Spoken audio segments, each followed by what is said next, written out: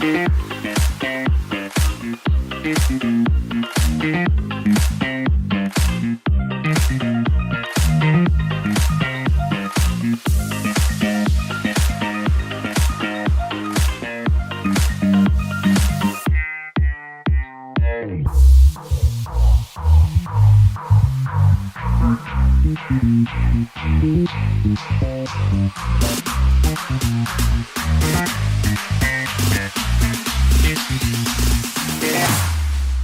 we go now.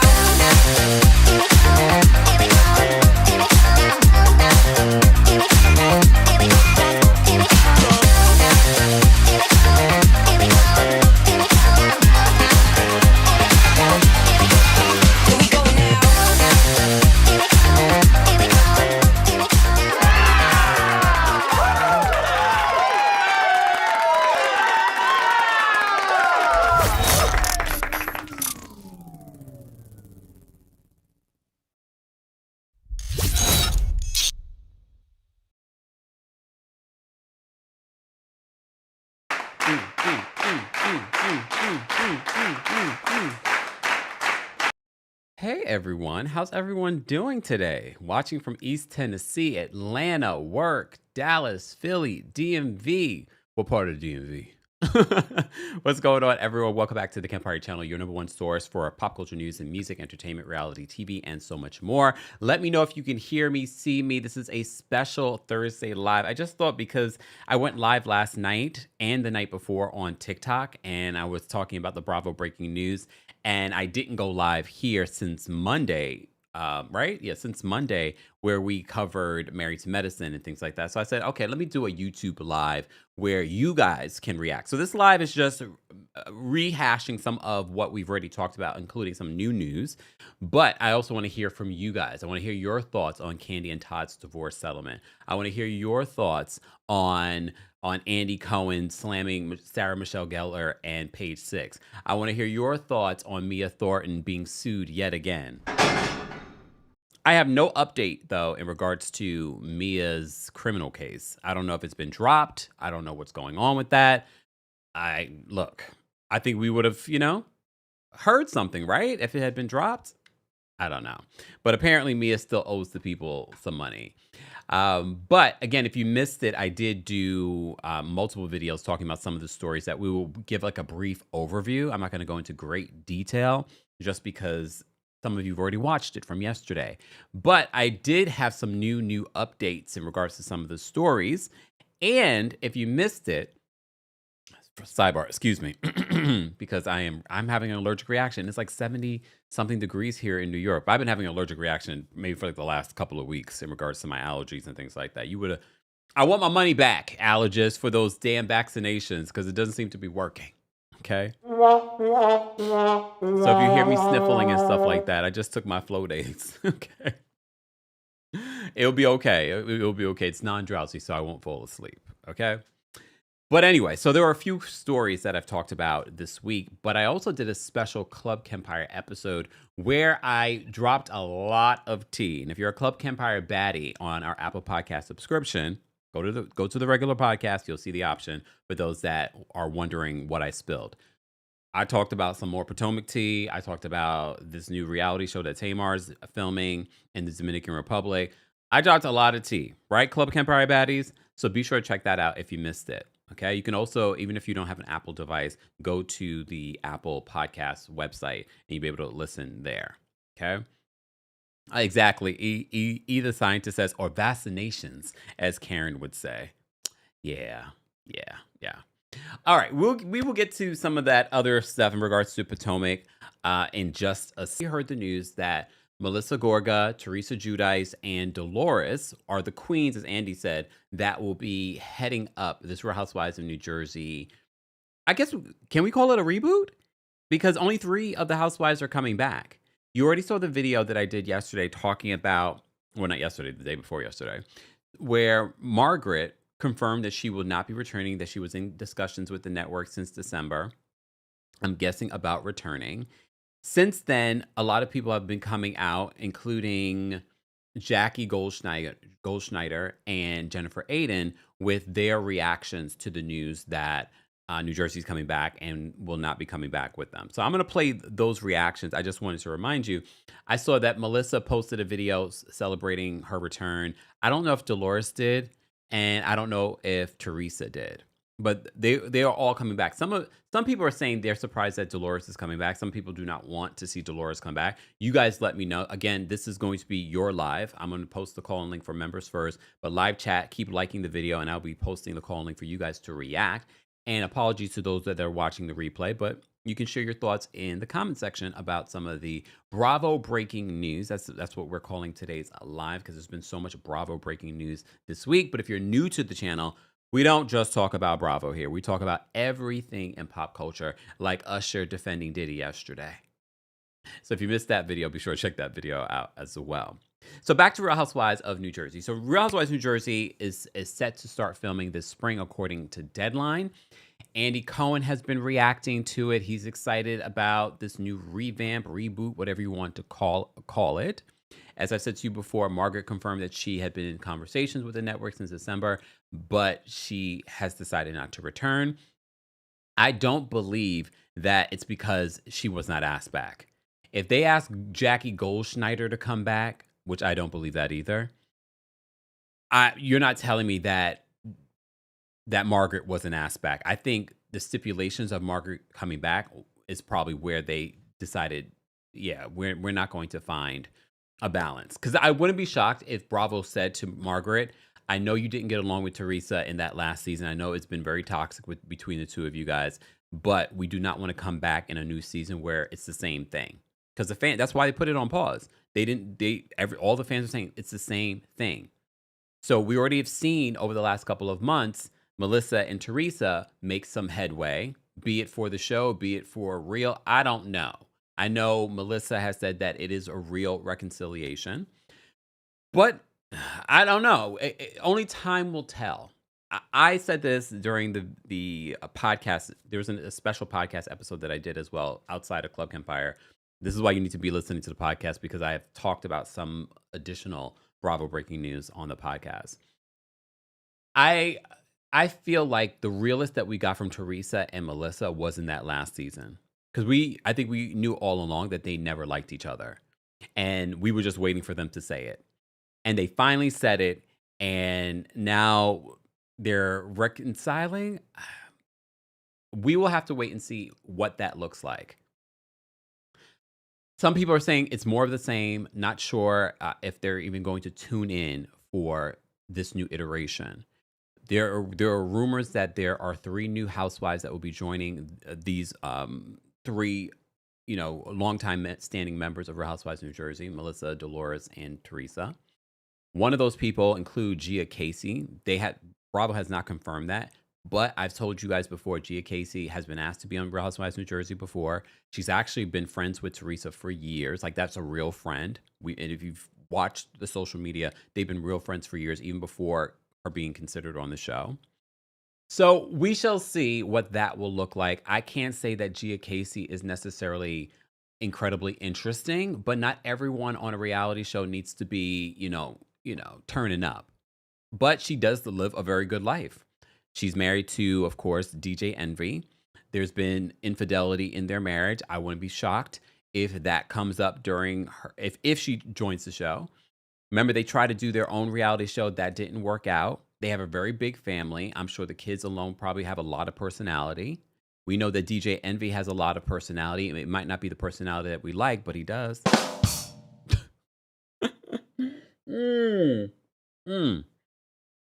I don't know how much of him we will see. Some people are saying they want to see the husbands. Some people are saying they don't want to see the husbands in this new iteration. I think part of the magic of what made New Jersey was including the husbands. But we shall see. Since the news came out this week, there have been multiple videos, one from Jackie Goldschneider, and just today I saw that Jennifer Aydin also released the video. Here's the thing. I see people trying to rewrite history when it comes to Jennifer Aydin. I will never say that Jennifer Aydin didn't add something to the Real Housewives of New Jersey over the years, but did y'all remember her last season? I think she's part of the reason why the show got put on pause. Housewives, collaborating collaborating with bloggers. She was caught out there. Remember, did y'all forget that part? She was caught out there sending stuff to bloggers. So I don't think she was ever in consideration, even before the Jersey Mike of it all. So, and if you missed that, just Google on my channel the story that I did. It was like, New Year's Day, where she was being so belligerent and disgusting to some Jersey Mike employees. So I think that was just the cherry on top in regards to Andy not wanting to bring Jennifer Aydin back. But people have said for years that Andy does not like Jennifer Aydin. What's there not to like? Lies! The lie! Okay, fine. I guess. Oh, okay. Bossy says, I love DJ Envy. Taco says, you're right, Kempire. I don't care to see Envy. I know you probably won't see that much of him. Maybe not. Okay, let me just play for you Jackie Goldschneider, who had like the worst return. And I used to like it. I think a lot of us liked Jackie. I don't know if we would say we loved her, but we liked her on the show. Then all of a sudden she had like this brain transplant in this last season of Real Housewives of New Jersey. And it seems like that brain transplant has set in because she's not the same person. Take a look at what Jackie Goldschneider had to say about the return of Real Housewives of New Jersey and her participation in that. So I just wanted to pop on to address the elephant in the room. And, yesterday... What's the elephant in the room, Jackie? What was the elephant in the room, Jackie? Were people wondering whether or not you were coming back? I don't think anyone... I don't think anyone was like, I wonder if Jackie Goldschneider is going to come back. I don't think no one said ever. No one said ever. When Bravo called me, they actually offered me a full-time role in the next season, and I... Lies! The lie! Pay it. We're body language experts, facetiously. We're body language experts. Pay attention to her body language when she says that she was asked to come back full-time. Why would they ask Jackie Goldschneider to come back full-time? Because her last season was so stellar? As a friend? Okay. Offered me a full-time role in the next, yesterday when Bravo called me, they actually offered me a full-time role in the next season, and I was like... When people look up in the air, what we always say, Phaedra does that a lot. We say, that's a tell. That's a tell. B Cutie says, bring Caroline Manzo back. Unfortunately, that is not going to happen because Caroline Manzo is suing the network. She has revealed before that they've asked her to come back multiple times as well. I'm not surprised by that. But pay attention to this. Look, let me go back. Yesterday when Bravo called me, they actually offered me a full-time role in the next season, and I was like, you know what? The vibes are off. And yeah, that's what I told. The vibes are off? That's why you decided not to come back after 2 years of this? The vibes are off? Was it the price or what they were saying? Like, I don't understand what you mean the vibes were off. That doesn't make any sense to me. I said, yeah, the vibes are off. And that's when I said no. And yeah, so. When did Jackie Goldschneider become such a liar? As soon as I heard the beginning of this video, I was like, this woman's lying to us. She's lying to us.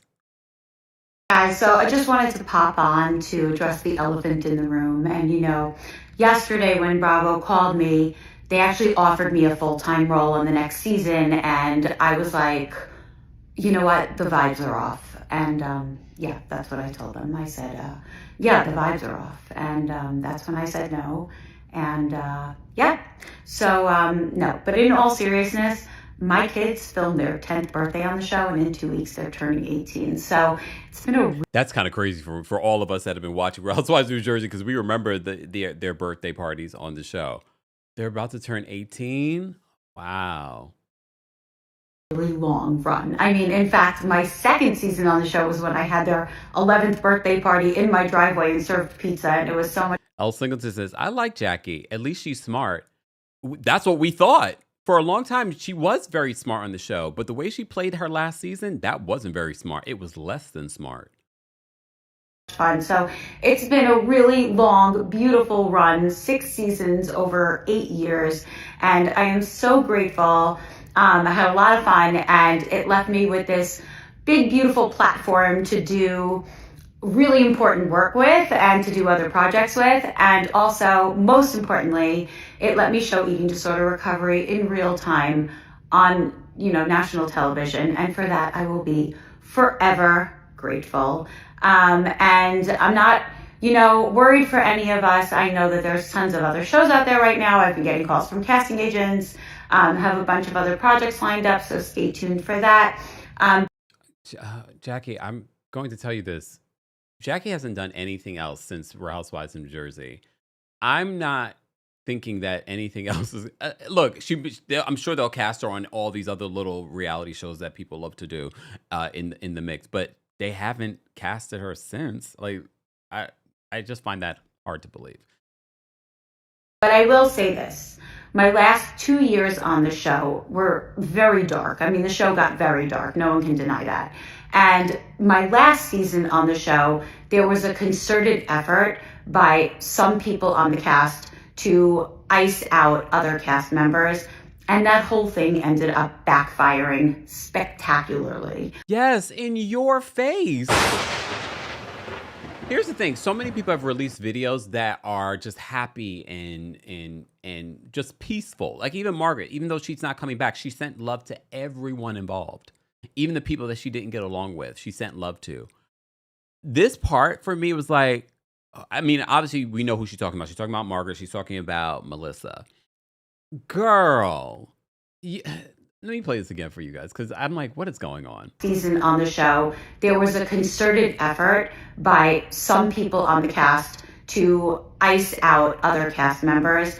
And that whole thing. Like your new bestie, Teresa. Literally, Teresa was on a reunion stage saying to Melissa as if she's not going to see Melissa next season. Teresa really is probably the biggest part of the reason why this show is put on pause because she got a little too big for her britches too. Ended up backfiring spectacularly. So the moral of the story, kids, is play stupid games, win stupid prizes. So stay tuned. Egg on your face. I gotta play that last part again because Jackie, you are delusional. She is delusional. Play stupid game. Is she talking about Margaret? Margaret is fine. Margaret has her multi-million-dollar business. Margaret is over there in the Dominican Republic filming another reality show. Margaret will be fine. Melissa's coming back. I don't understand. Play stupid game wins. It's like you don't get that that's what we're thinking of you.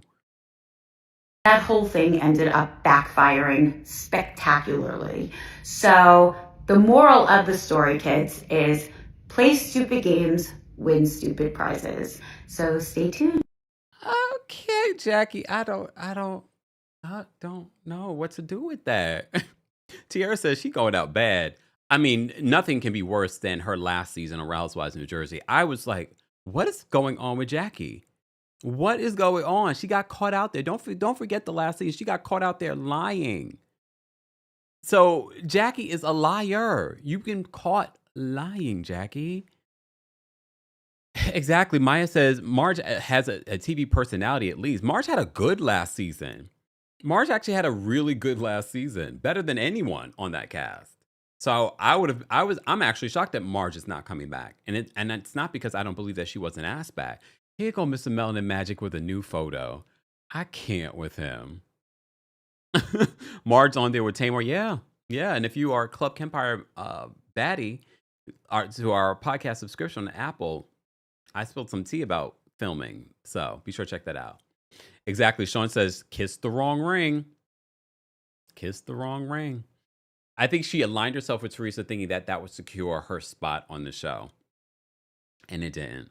Winter says, what's Jackie's sign? I forgot. Do you guys remember Jackie Goldschneider's sign? A mess? Look, that's her sign. A mess. Well, so that's what Jackie had to say. Well, Jennifer Aiden. I've seen a lot of people reacting to Jennifer Aiden not being asked back. So this is what Jennifer had to say about her not returning. Not coming back to the Real Housewives of New Jersey. Shout out to our friends over at Bravo Snark Side. Thank you so much for everybody who is a fan of me and upset about that news. Listen, you guys are very passionate about the show. You guys are going to have strong feelings about me, Margaret, all the cast members. I appreciate that. That's great. It doesn't change my life either way. And that's what you guys are going to learn about me on this new. And that's one of the things that we've always heard from Jennifer Aiden. It's not going to change my life either way. Jennifer, stop it, girl. Jennifer is hurt by this, y'all.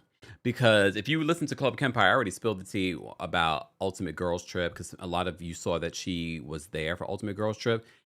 They didn't ask her to be there. Teresa is one of the main characters, so Teresa, word on the street, invited her. Bravo did not invite her to film Ultimate Girls Trip. If you don't see her in the final edit, then you know why. Maya says that Jennifer Aiden should go to House of Villains. I don't think she has a good relationship with the network. You can't have a good relationship with the network when you're accused of leaking, against your contract, leaking information to blogs. So it wouldn't shock me that the network is like hands off. They don't want to work with her anymore. Because you're right. She'd be perfect for... I will never say that Jennifer Aiden is not a good reality TV star.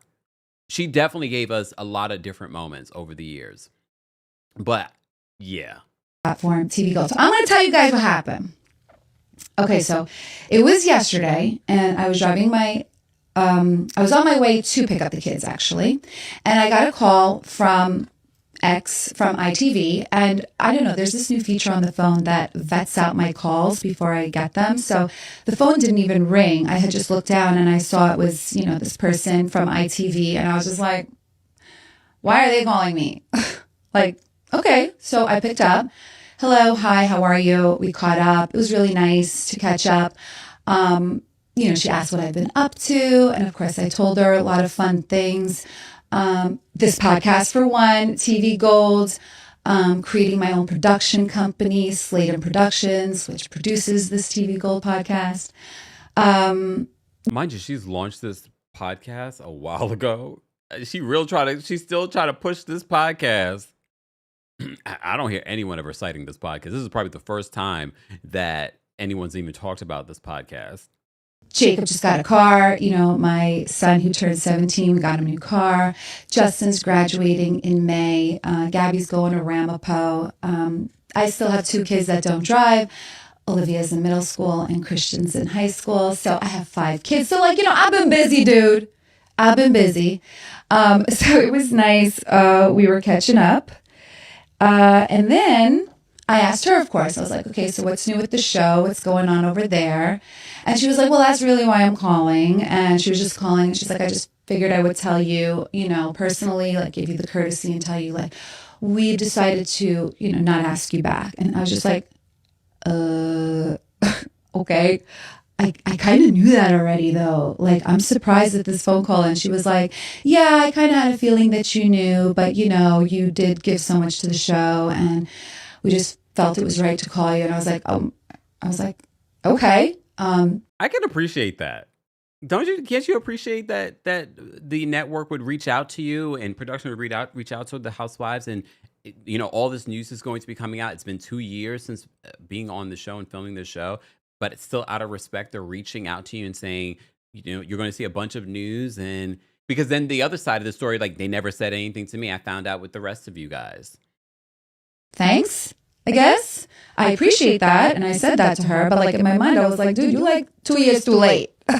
And that's totally fine. I mean, I don't know what I remember about Bravo and how they let housewives go, if they ever let them know. I didn't know it was a thing. I didn't know if there was a phone call coming, if I'd ever get a phone call. So I was really shocked. And I found the whole thing quite amusing, actually. Listen. I find this amusing. Okay. Woo, woo, woo to all the former potential Real Housewives of New Jersey ladies. How do you guys feel? For those that will be calling in, start thinking about what you want to say, because I will give you guys a moment to call in and share your thoughts on some of the Bravo breaking news of the week. As I said to you before, that is some of what has been coming out when it comes to Real Housewives of New Jersey. So we had that news this week. What else did we have this week? Potomac. You probably saw the Potomac news in regards to casting. So Reality Blurb had the exclusive in regards to who will be coming back. So it seems like everyone is coming back. But Stacey Rush is the only one that has secured a full-time position. Everyone else will be sort of auditioning. Speaking of auditioning, Regular Robin, they're saying that Regular Robin will be auditioning for her flute. But if you watched my video, I told you what I heard. I heard something a little bit different. I'm not going to repeat what I've said. Go watch those videos. Then, according to Reality Blurb, they're saying that Kiana and Angel will not be coming back. I've heard something different.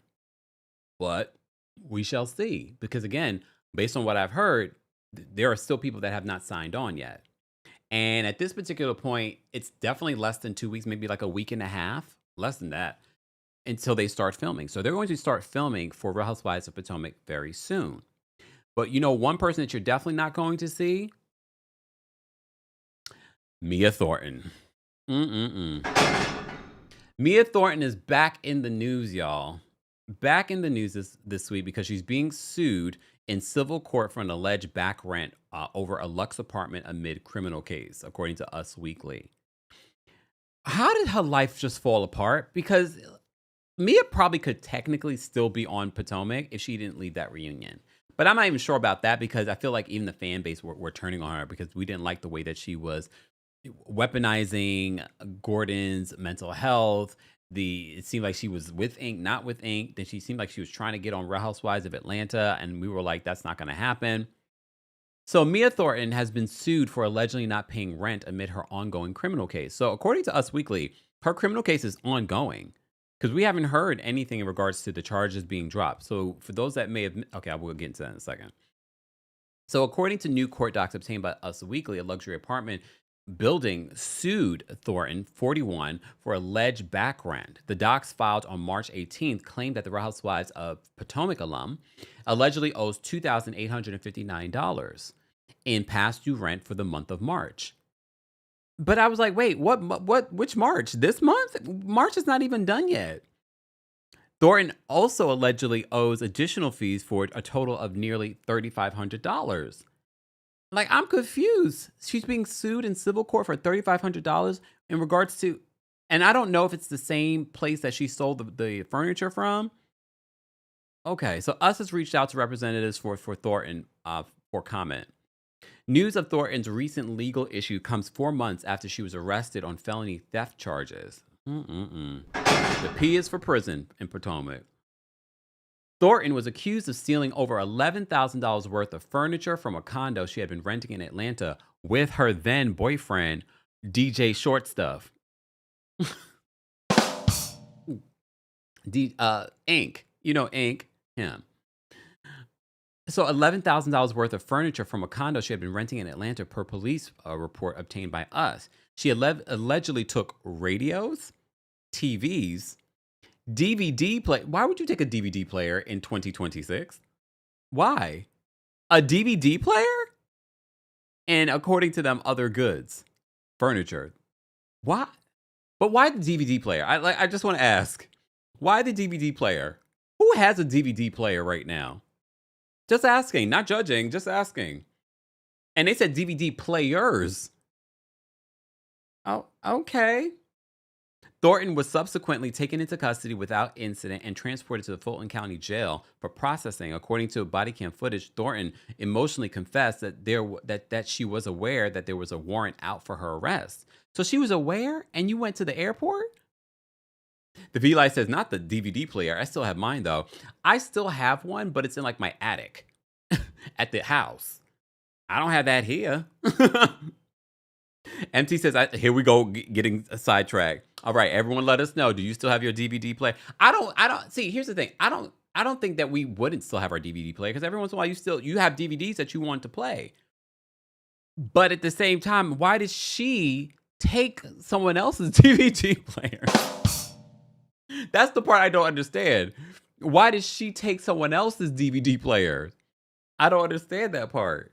I'm okay with you having a DVD player, but why would you take someone else's? Millie says, what do y'all do with your DVD players?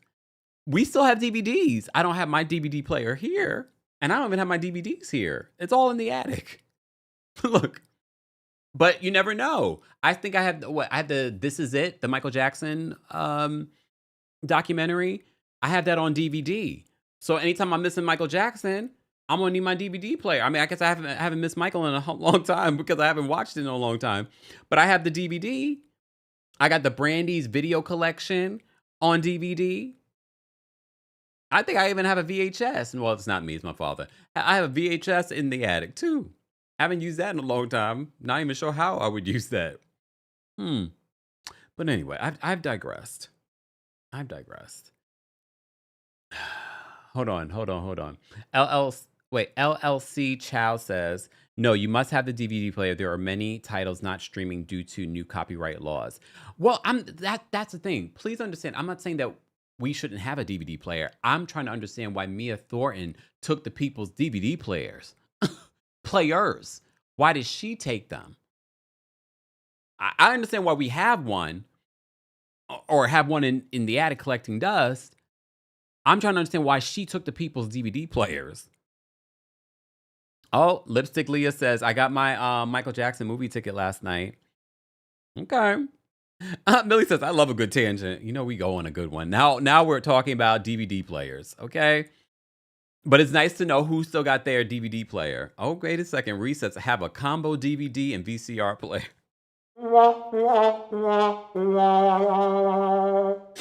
How old are you? Just asking. You don't have to tell us, Relyn. But how old are you? But I remember when those were popular too. Oh, damn. Jen Falala says to keep her man-child entertained. But why did she take the people's DVD play? I don't understand that. Shouldn't she have her own? All right, I've digressed. So Mia Thornton. Thornton was subsequently taken into custody without incident and transported to Fulton County Jail for processing. As I said before, later that month, US broke the news that Thornton was sued by Encore Management for eviction months prior to her arrest. So the landlords had already sued her. The lawsuit claimed that Thornton rented a property but failed to pay the rent on a 3-bedroom, 3-bathroom, 2011 square foot unit located in Atlanta. So you weren't paying rent and you took the people's furniture and DVR? A DVR. DVD player? Okay. Oh, yes. Come on, a Blu-ray. I don't know. Did I have a Blu-ray? Maybe that's what's in the attic. No, I have a DVD player, but the Blu-ray could also play DVD. So no, maybe it's a Blu-ray player. Here we go. K-Baby says I got the combo too. Okay. All right. Can you still burn DVDs? You had to have a certain type of computer to burn DVDs, right? I think I had that in the attic too. I need to clean up my attic. I do. I need to go up there to clean that out. Get rid of some of that stuff. Anybody looking for Mia, I got some DVD players for you and a VCR. A mess. So the management company demanded that Thornton be evicted and pay the past due rent of $5,100 for September, plus $6,085 per month she remained. So is the place that's suing her now another place that she had rented? Thornton later broke her silence following her legal issues. I don't care what. She didn't break her silence. She didn't say a bunch of nothing. She said, this new year is about rebuilding, refining, and rising with purpose, she wrote on Instagram. I'm grateful for the clarity that comes through adversity, and I'm committed to moving forward with integrity and grace. Thank you for the love, my loves. Hey, Ramel, Mia, girl, get your life together. But you know what? When you realize where Mia comes from, her mother's struggles and her father's struggles, I thought she was doing better with her life, though. What happened? Mention It All says Mia boosting. That's what it's giving. Taking the DVD player, you owe the people rent. So Mia, I don't understand why she's being sued for rent. I don't know if it's the same place or it's another place she's being sued for, but she's being sued for like $3,500. Okay. Fine. All right. Hold on. We're going to move on from Potomac. Was there anything else that I wanted to mention in regards to Potomac? So we got the update in regards to Potomac's casting news and things like that. I think by next week, as we get closer to filming, we'll have a better idea. What I've seen a lot of you saying right now, is that you don't want to see regular Robin come back. For those of you that are in the live chat, do you want to see regular Robin come back? Honestly, some of you just want to see regular Robin come back so I could say regular Robin again. But I've been saying it, here and there. Here's the thing. I've said this before and I'll say it again. Robin, being a friend of the show is probably better now than it's ever been because you can still promote your businesses. You don't have to share anything. And I would prefer that regular Robin comes back as a friend if she's going to come back. As a friend, because then we're not going to be forced to see the fakery of that relationship. Because that relationship is not real. And that's because, Robin, I heard the streets over there in the DMV talking, or Baltimore talking. Okay, so I much rather you come back as a friend so that way we don't have to fake the funk when it comes to Juan Dixon. Okay? Look, Philip Virgo is the only one. He said, I want to see Rob come back. Everyone else is saying no, Robin. Everyone's saying no, and they're saying no because you said that the Sinners movie wasn't Oscar worthy. Lies! The lie! That's why they're getting on you. Okay, they're mad at you for saying that the Sinners movie wasn't Oscar worthy. I'm not gonna even address it. If you saw my previous video, I talked about it. You can go check it out there. Okay. All right, let's get to Atlanta. Oh, Pinky Cole. Pinky Cole's Georgia home has been seized by a creditor after she filed for Chapter 11. Shout out to our friends over at the Neighborhood Talk. They said Pinky Cole raced to court after a creditor seized her property following her bankruptcy filing, a move she always that she says should have been paused all collection efforts. According to the court docs obtained by TMZ, the arbitrary newcomer says that Guardian Asset Management took control of one of her many investment properties. So maybe it's not the home that she was pretending like she was getting kicked out of. Okay. Took control of one of her many investment properties, a 6-bedroom, 4-bathroom home in Loganville, Georgia, placed a notice on the home and changed the locks. Pinky, who filed for Chapter 11 bankruptcy earlier this year, says that her legal team tried to inform the company that the filing should have stopped any collection activity. However, she claims that the situation has already caused harm. She says that the seizure is causing extreme financial harm because she planned to rent out the home for income and already had a tenant lined up with a lease set to begin April 1st, which is next week. In a separate filing obtained by the outlet, Pinky revealed that she's dealing with millions in debt and currently has little to no income aside from about $15,000 a month earned by her husband. So she's saying that she's unemployed and she's not bringing any money. So now it's starting to make sense why she waited till they stopped filming for her to file for the bankruptcy. But she could have had her paycheck sent to like an LLC and then technically... But I don't know. Pinky, I was trying to give you grace, and I'm going to still give you some grace to see how this all plays out. But damn, girl. Look, damn. Damn. Hey, Reality Blurb. Is it the Reality? I'm assuming from the logo. Reality Blurb just became a member. Thank you for becoming a member, Reality Blurb. We were just citing you as a source on the Potomac News. So... I don't know. I'm just kind of looking at Pinky with the side eye, especially after seeing the trailer for RHOA, where she says to Angela Oakley, I should have bought your foreclosed homes. Girl. Lies! The lie! Stop messing with us Tauruses, though. This is our villain era, and we are winning. We are winning. Okay? We are winning right now. So y'all can keep coming for us, but we're not checking for you. Now that this is just going to land so perfectly for Angela Oakley right now. Well, look, LaSoul says, hey, Kempire, child, Pinky just does not have enough business sense, period. I don't know if I want to say that about her because she built a multi-million-dollar brand, y'all. Multiple businesses, not just Slutty Vegan. So I don't want to say that. She made a name for herself to the point people know her for this. But you know, she used to be a producer, right? She used to be like a daytime talk show producer. So I don't know. I'm interested to see how she navigates reality television. Uh-oh. Alma says, I'm not a Taurus, but I'm entering my villain era. Well, you're not the Tauruses aren't the only ones in our villain era right now. There are multiple signs. I think Leo too, right? I think Leo, which I have a Leo moon, so I'm in a double. Look, a double villain era. Yes. So, Pinky, damn. I'm gonna keep an open mind. I'm trying, y'all. Some people already have written her off, but I'm trying to keep an open mind. All right. All right, let me talk about Kandi. So Kandi has finally settled her divorce. You may recall there were rumors that Kandi was going to pay Todd $2 million. $2 million. And spousal and alimony. Spousal and child support.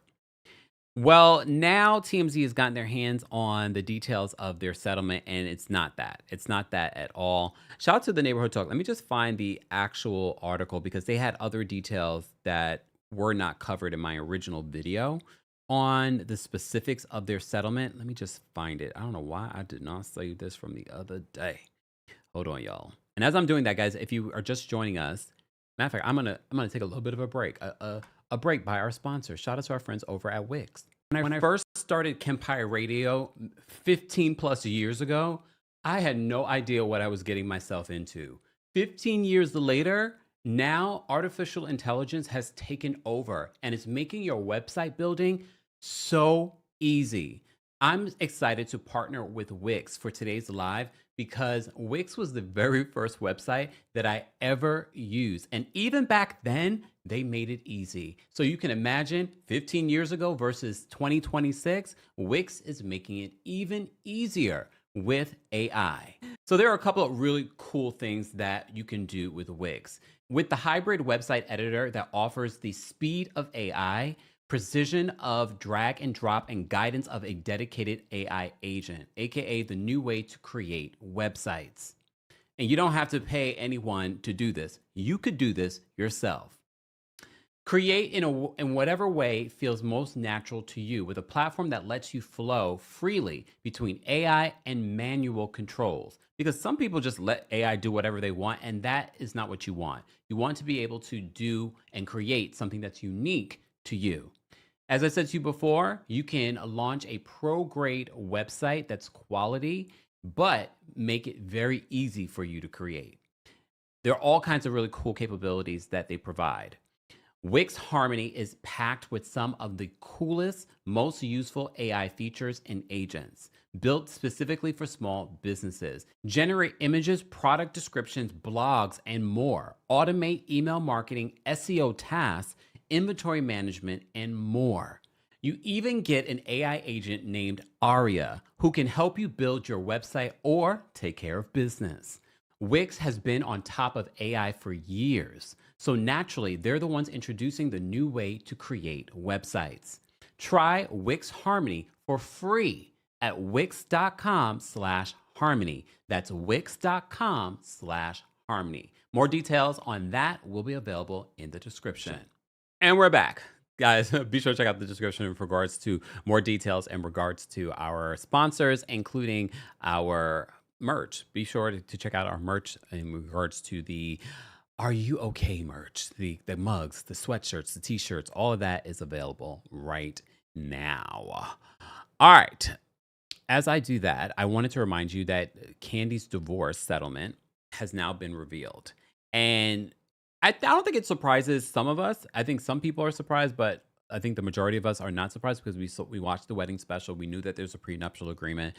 You know, we've been reporting on this divorce since it was filed back in November.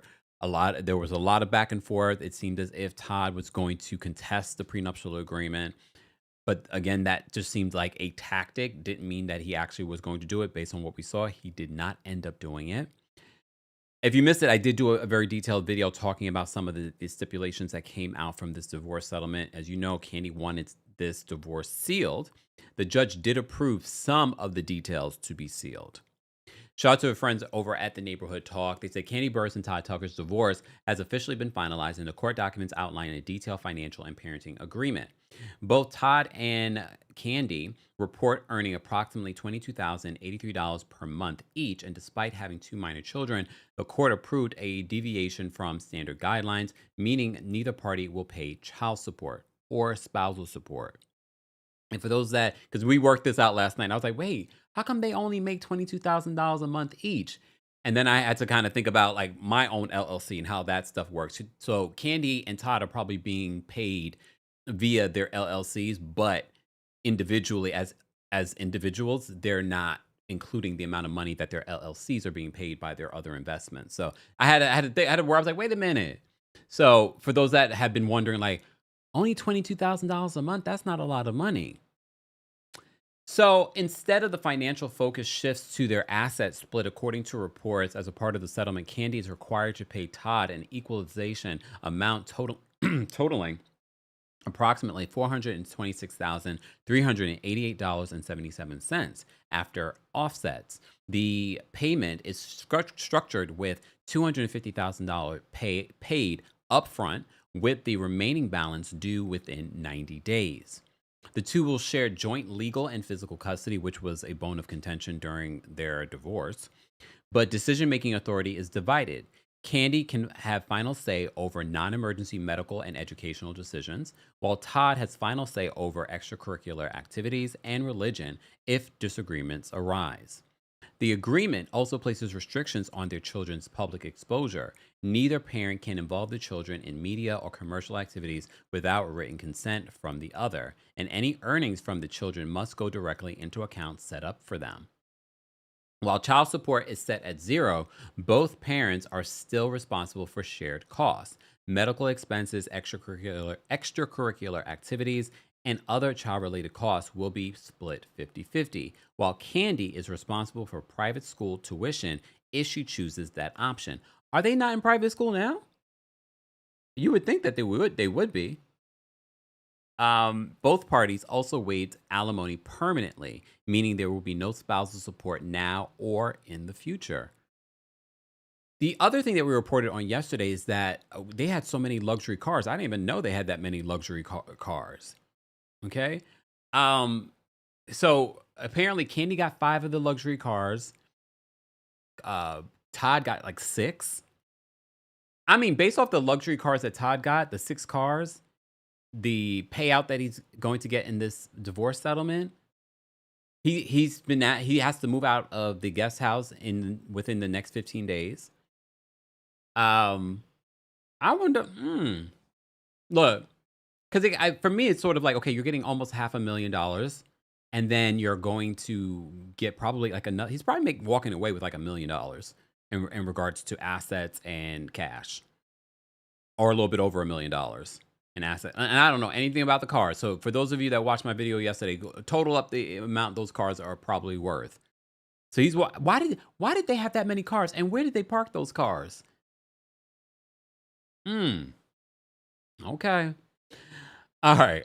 If you are a member of the channel, I've already dropped the call link for Royal Court members and senior royals.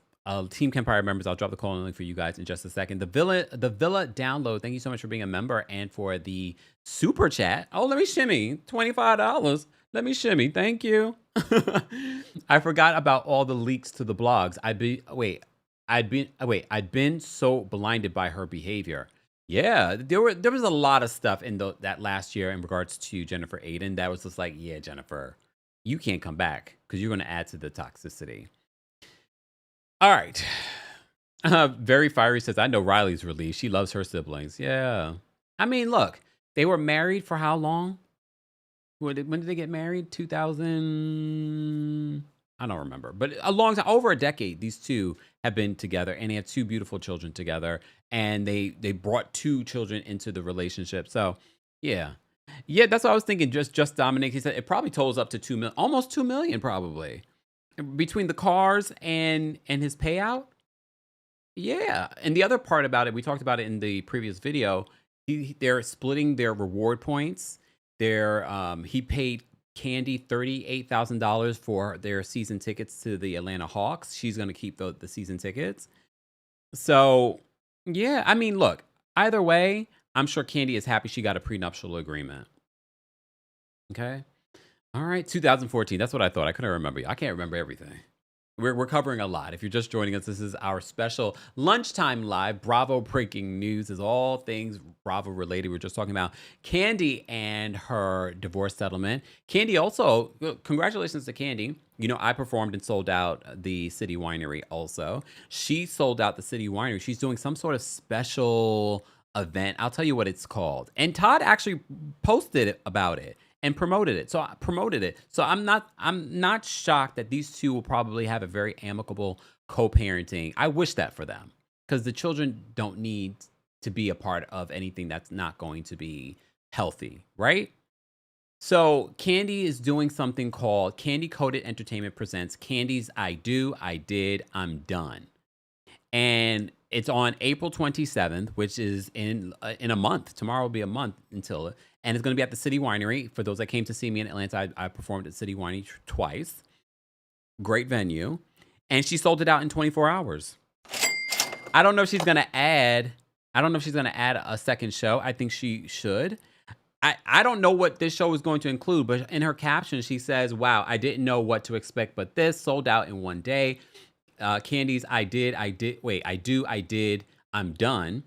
Thank you for showing up for my story, my music, and my next chapter. We're just getting started, and next time, don't wait. I love y'all. So I don't know if she's going to do more shows in other places, but I'm not surprised that the mayor of Atlanta sold out. Look, come on, Kandi is a very popular person in Atlanta, and she's a part of a very popular group.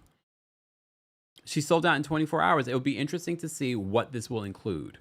Will this include her talking about her divorce?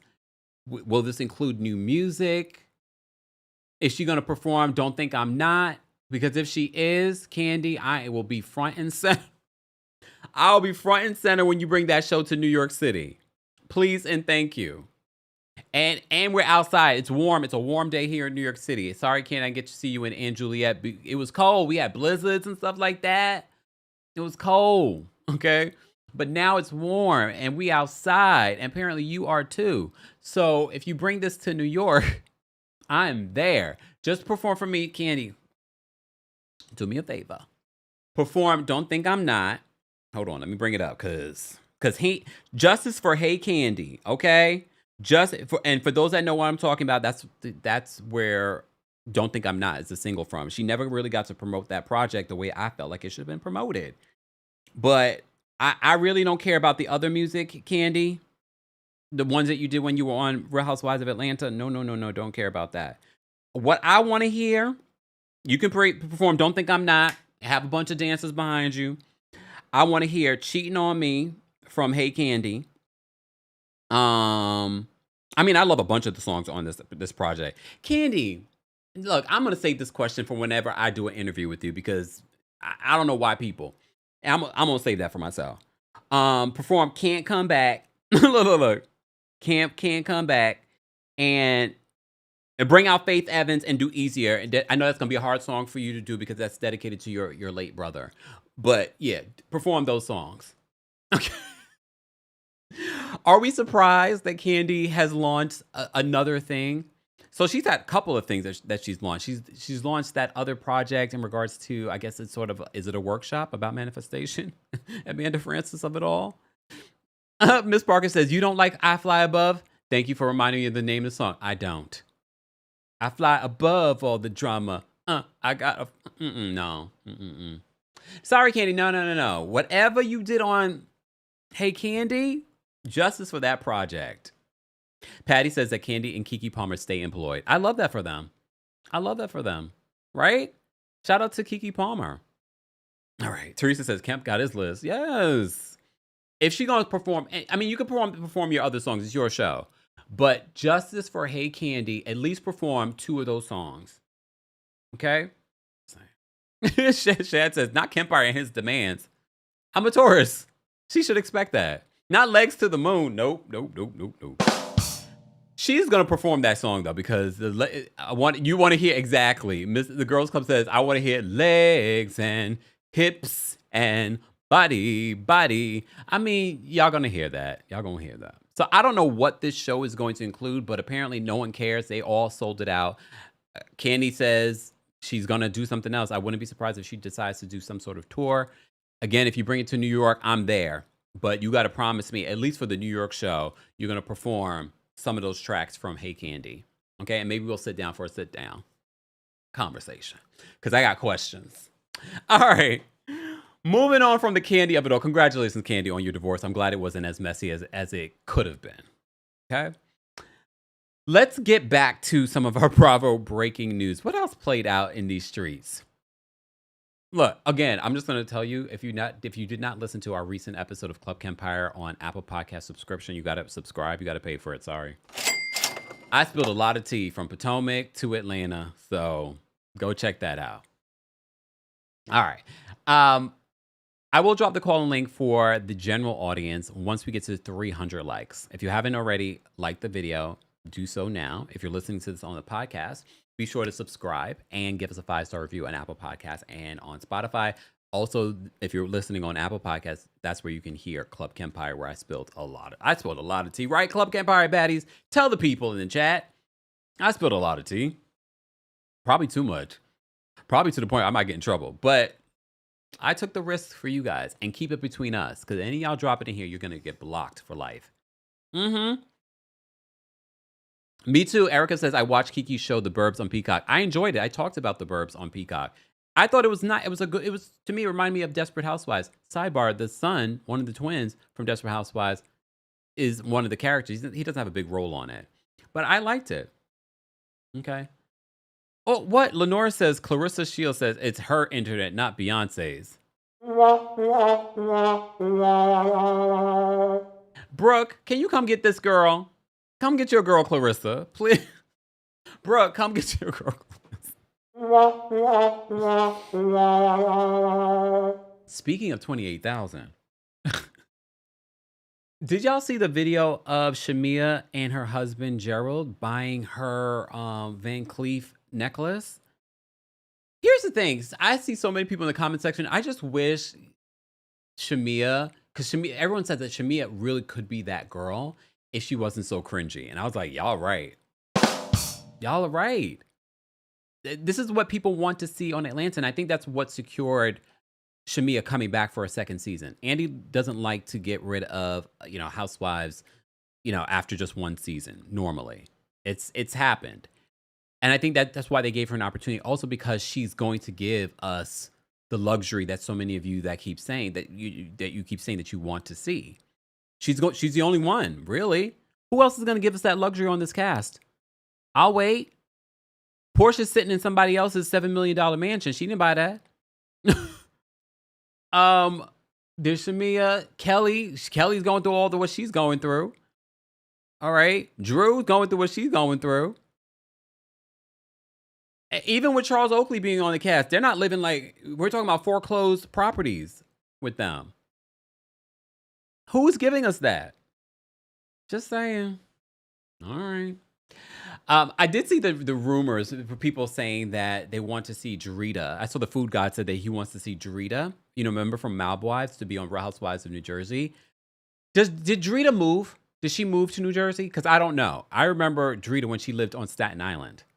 So did she move to New Jersey? I don't think that Drita would fit in well with that cast, to be honest with you.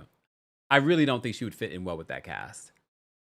Drita's on the current season of House of Villains. She's likable, still has anger management issues. Oh, you're right. I forgot about Pinky. Pinky's going through what she's going through. I agree. Shonda says, I hope Shamea has security while walking around. Scam Atlanta. That's what Shonda said. Here's the thing, though. I thought we stopped doing that, glorifying and posting all the luxury things that we are doing on social media. I have to say that was the first thing that came to my mind. I was like, why do we have to do this? But Shamea's new money. And why do we have to post up, I'm at the Van Cleef store, all this stuff? I'm like, okay, fine. Bougie Girl says, keep Drita off. She only resorts to violence and like screaming. She's still doing that. She's doing that currently on House of Villains. Miss Bell is still singing Kandi's song that I don't like. I fly above all the haters. I fly above all the haters. Okay. Lord have mercy. Okay, fine. All right. Andy Cohen. Andy Cohen is so bothered by me. Remember I said this during, I don't remember which live, maybe it was during Married to Medicine, that Sarah Michelle Gellar was on Watch What Happens Live and she was talking about Beverly Hills and she was talking about how good it was. But I had just saw the video when she was on page 6 slamming Beverly Hills. I'm assuming Watch What Happens Live was filmed before she did that or before they saw it. And I was like, And look, she's entitled to her opinion. Everyone's entitled. I don't know why the weight of the opinion of one celebrity outweighs anyone else. Because anytime a celebrity talks about one of the Housewives shows, people are like, oh my God, unless you're Rihanna, I really don't care. And to be honest, Rihanna, if you ever see this, I don't always agree with you in regard to some of your hot takes, but that's fine. You're entitled, okay? As I'm entitled to my thoughts. So this is what Sarah Michelle Gellar had to say on page 6's Sirius XM show, which I didn't realize that Sirius XM show filmed in Andy Cohen's studio that he has over there at Sirius XM. Andy was so bothered by it, but let me just play for you, and we're going to play this under fair use.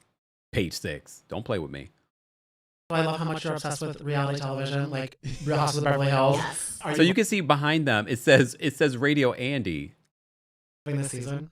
No. Oh, what's wrong? Sherry, I love how much you're obsessed with reality television, like Real Houses of Beverly Hills. Yes. Are you loving this season? No. Oh, what's wrong? She didn't even hesitate. She's like, no. She tried to clean it up, though. Share your notes, please. In fact, I did. I told it. I think it's boring. Uh-oh. She says, I think it's boring. She's not the only one to say that. Who else said that? One of the Real Housewives of London ladies said that Beverly Hills was boring. All of you have said that it's boring. I mean, I like the cast. Like, I love Rachel. I think Rachel's a great addition. I love Bose. Like, I think it's a great, I mean, I live for Kathy and Jen. Like, I want a spinoff. I want a Jen Tilly, Kathy Hilton spinoff. But it's slow. It is slow. It's just picking up now. Yeah, I know. And what do you think of Amanda Francis as a newbie? How do you? Because I feel like she's a bit polarizing this season. I don't think she's polarizing. I still think anyone enjoys her. Oh! She says, I don't think anyone enjoys her. Here's the thing. I saw that Amanda said on Carlos' YouTube channel that she's neurodivergent. And I was like, oh, that makes complete sense. It makes even more complete sense why she is the way that she is. But I have to disagree with Michelle. I do think that she's polarizing because they've made her polarizing on that show. And I was randomly bored yesterday, y'all. I was randomly bored, which I know you're probably like, Kempire, you have so much to do. I don't know. I was in the kitchen, so I needed something as background. So I listened to the after show for Beverly Hills, the latest one. And maybe I can play it for you guys. Let me see if I can play it for you because I thought it was really interesting what Bose had to say about Amanda. She is so bothered. You may have seen it, that Bose... Let me play for you. Let me play for a couple of things. I have to play a couple of these things. I'll come back to the Sarah Michelle Gellar of it all in a second. I just have to play a couple of these things for you guys because it's all relevant. It's all Bravo related breaking news. All right. Let me see if I can find, because yeah, here it is. I'm not gonna play the whole thing. I'm just gonna play. I think it was the ending. Hold on. About other things. You made a comment that Sutton seems to be very jealous whenever you make new friends. Very annoyed, and yes, it's like... Wait, no, that's not it. Hold on, let me see. I was so bored with the after. Hold on. Like ground beef. Understand. Manifestation teacher. Money mindset coach. Digital courses. Financial empowerment. Personal development. These are concepts that these women can grasp. She paid whatever she bought my house for in Bel Air. She made that money. Yeah, she did. And she bought the other house too. Like, she is self-made. I don't care. But when she That's Kathy. Kathy's like, I really don't care. Talk about what she does, and I follow her on Instagram. It's kind of hard to follow, but I don't think there's anything wrong with peddling inspirational messages to people that are willing to pay for them. Here's the thing. I don't think there's anything wrong with selling like feel-good tactics. When we first met, that's what she told me she was doing, which I actually thought was very noble, because you want people to have a good relationship with their money. Of course. However, if you're going to tell people that by doing these steps, you're going to make money, I think she just needs to rebrand it. What was more? That part when Bo says that Amanda needs a rebranding, I stopped my what I was doing in the kitchen and I said, and look, in all fairness, Bo's comes from marketing. She's a marketing executive. But to tell someone that has made their living from doing what Amanda's currently doing and actually is on the same show as you, doing well for herself and makes more than her own husband, she doesn't need a rebranding because whatever she's branded herself has worked for her. And clearly you're trying to brand yourself on the show hasn't worked for you. It hasn't helped you sell any more workshops. It hasn't helped you be likable to the rest of the cast. And I said, she doesn't need a rebranding. And Amanda, I hope you don't listen to her, because why would you need to rebrand if what you've already branded has been successful? And mind you, last season, Bose was peddling the hair. I don't see her talking about that this season. The person that needs a rebranding, Bose, is you. I was like, a rebranding? Why would she need to rebrand when this has made her millions of dollars? And a loyal cult following. Emphasis on the cult. Why would she do a rebranding? And you know what it is? Bose has had a lot of jobs in regards to working for major companies like Uber and Netflix and Apple Music and things like that. Yeah, 2-3 years she stayed at these companies. Fine. Look, I'm just like, you read between the lines. Her saying that Amanda needs to rebrand, I'm glad Amanda will not listen to her, because why would she rebrand when she's actually selling? And your workshop isn't selling, and your bundles of hair is not selling. Why would she rebrand? That doesn't make sense. Bose, of all people, seem to be so bothered by her. Bose went on her Instagram. She's done multiple videos since the season started. This is her second video, I think, where she's trying to explain something that played out on the show. Sort of trying to rebrand or reimagine what the people are seeing. So this is I'm gonna play audio for you guys, because I didn't think that I was gonna even play this, but since we barely ever talk about Beverly Hills, we'll talk about it maybe tomorrow if I go live. Hold on. Let me just. Oh boy, it looks like I accidentally stepped in it on this one. Jeez. So here's the thing: how many of us don't have a poker face? I don't have a poker face. How many of us sometimes say slick things under our breath? How many of us sometimes say slick things, forget we said the slick thing, and then stand 10 toes down that we didn't say it? Ciao! That's what happened on this week's. And honestly, I really do believe that she may have forgotten that she may have said that comment in regards to Amanda, because it was a very quick comment. I also don't think it was that deep. It was like a light shade, but it's not light shade when you guys have constantly come for her. Time after time after time. A little comment, it's now like, okay, here's another thing that you guys are talking about. Damn, Billy says even her voice is annoying. Well, damn.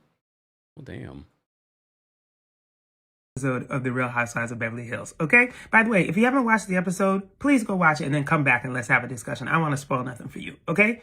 But if you have watched it, then let's get to the conversation. So, just to remind everybody, this is what happened. Amanda was sharing with Kyle that she overheard you both say that she said something about the mask on the bridge. Oh, yeah, you said, let's buy some masks. I said, oh, look, there are those masks. Yeah. Mentioned her name or whatever. I don't know. No, I did not say Amanda's name in reference to a damn. I don't think we made Amanda's. I don't think so. I don't think so. We're not like so obsessed with Amanda. And then they flash back to this.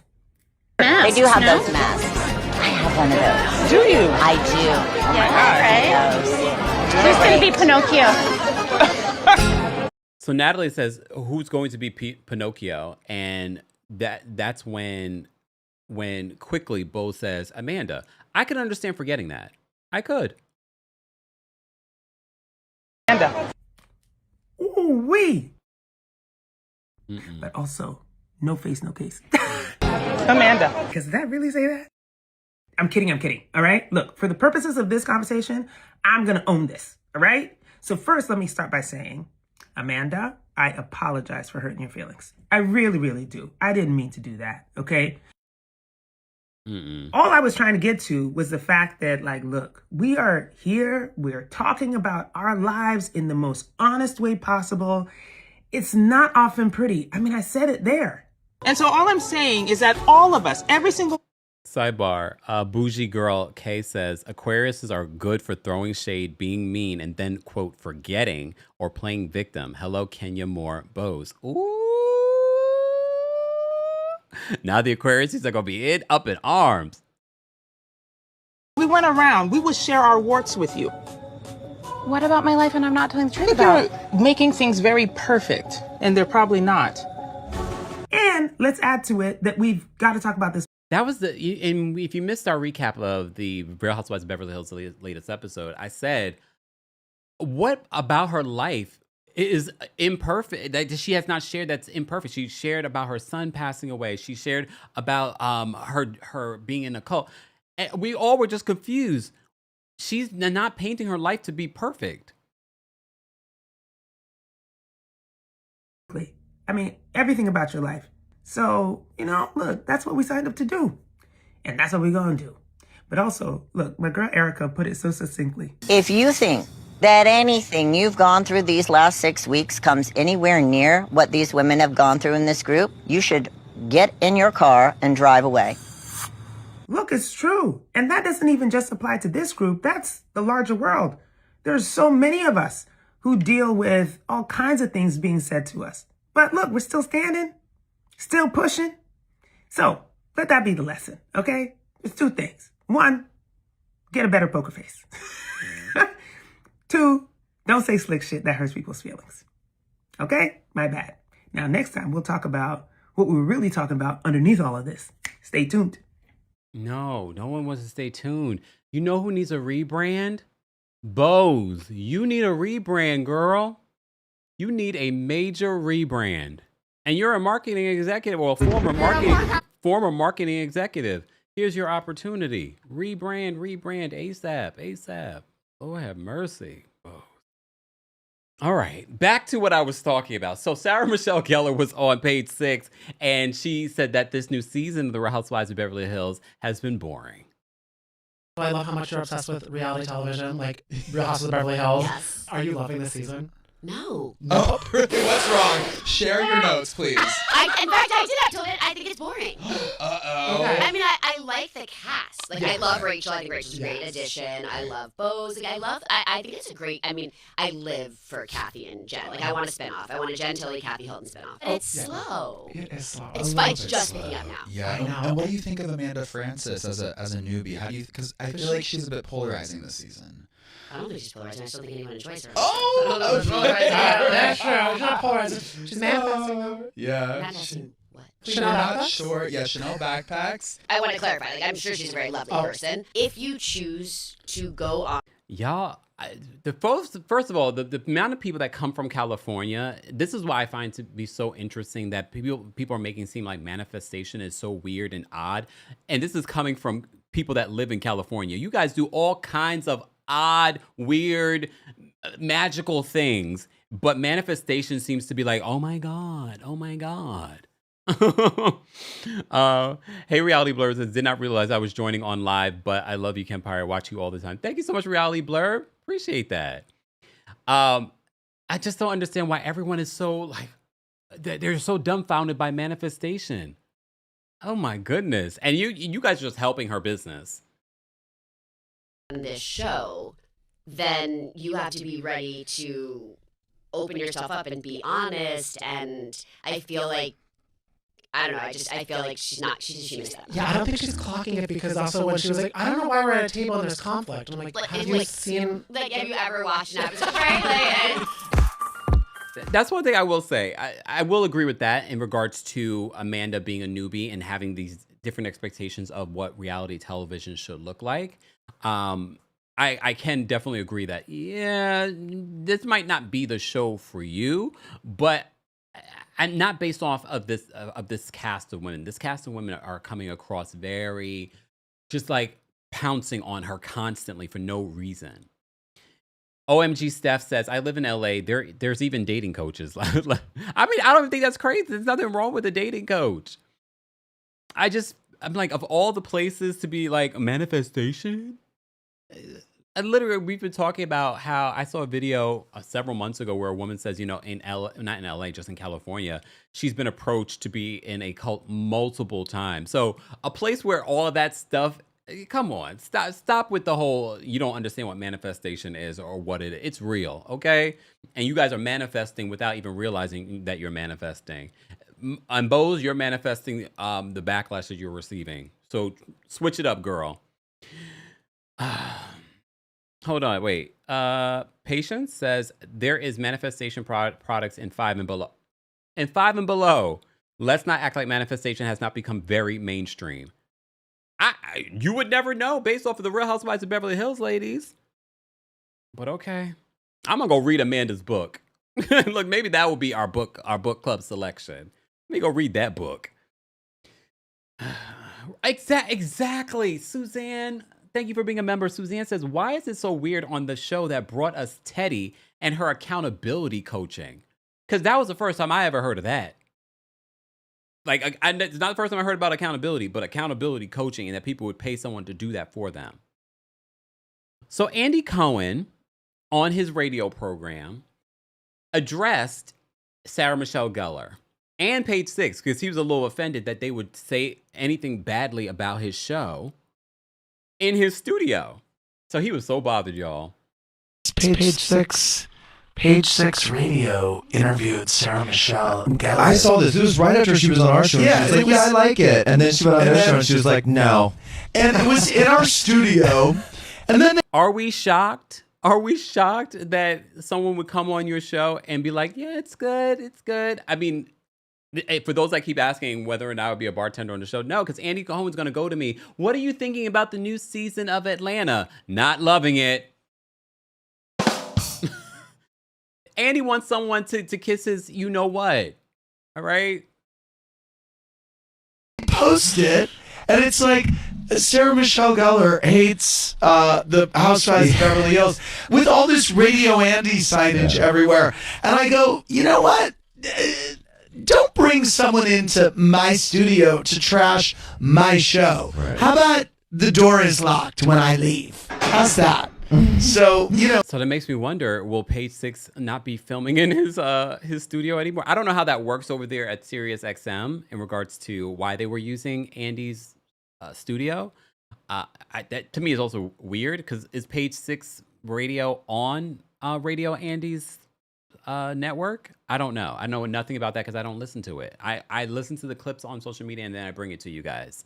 Shonda says, Andy, are you okay? He's not. He doesn't he sound bothered? He sounds very bothered. No, he started again.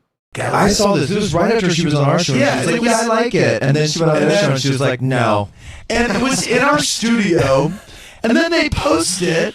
And it's like, Sarah Michelle Gellar hates the Housewives of Beverly Hills with all this Radio Andy signage everywhere. And I go, you know what?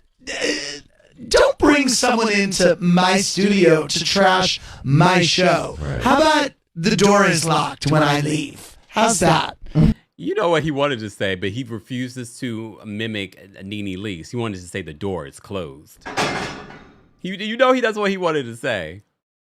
Someone into my studio to trash my show. Right. How about the door is locked when I leave? How's that?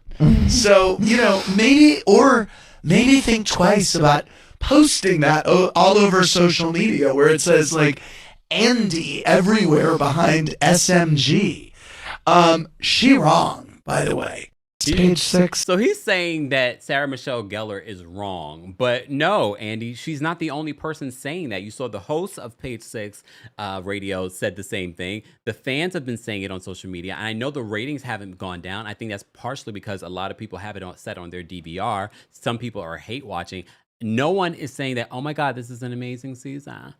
No one's saying that about this new season of Beverly Hills. And a lot of people are saying that this reunion that you guys just filmed better be one part, if not the most, 2 parts.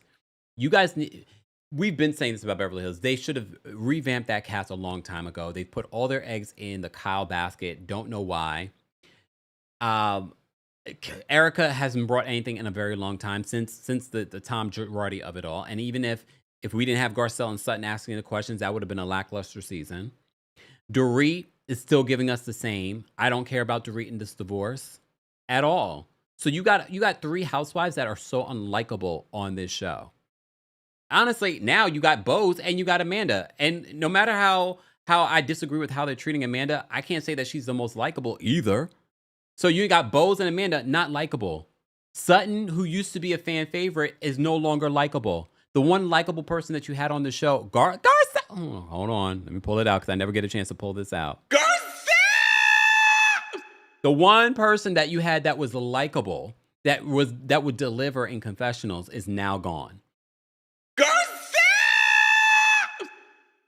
Gone. Just saying. I'm like, Lord. But all right. Thank you so much, Maloney Love, for the super chat and for being a member. Maloney says, I tried to like Bose and even went to her badass workshop in New York, and I have her book. Maloney, call in. The workshop was good, and she was very personable. I have pics with her, too, but I'm not liking her on this show. Look, I've seen clips of Bose. I think Bose is very much like in her career, and a lot of executives, the way you're able to get to those positions, Bose is able to talk a good game. But with reality television, you can't just talk a good game. You can't fool the audience. People see through that. We are a lot smarter than people want to give us credit. Yes, we watch trash reality television. They call it trash reality television. But we are a lot smarter than people give us credit when we're watching these shows. We can see through the BS. Even though in corporate America, a lot of these executives, these suits, they like a lot of smoke blown up there, you know what. And that's how you are able to elevate. You think that I would be here and not at some executive position at the law firm that I used to work for if I was a different type of person? I could have been probably a manager, director, if I played the game like Bose plays the game.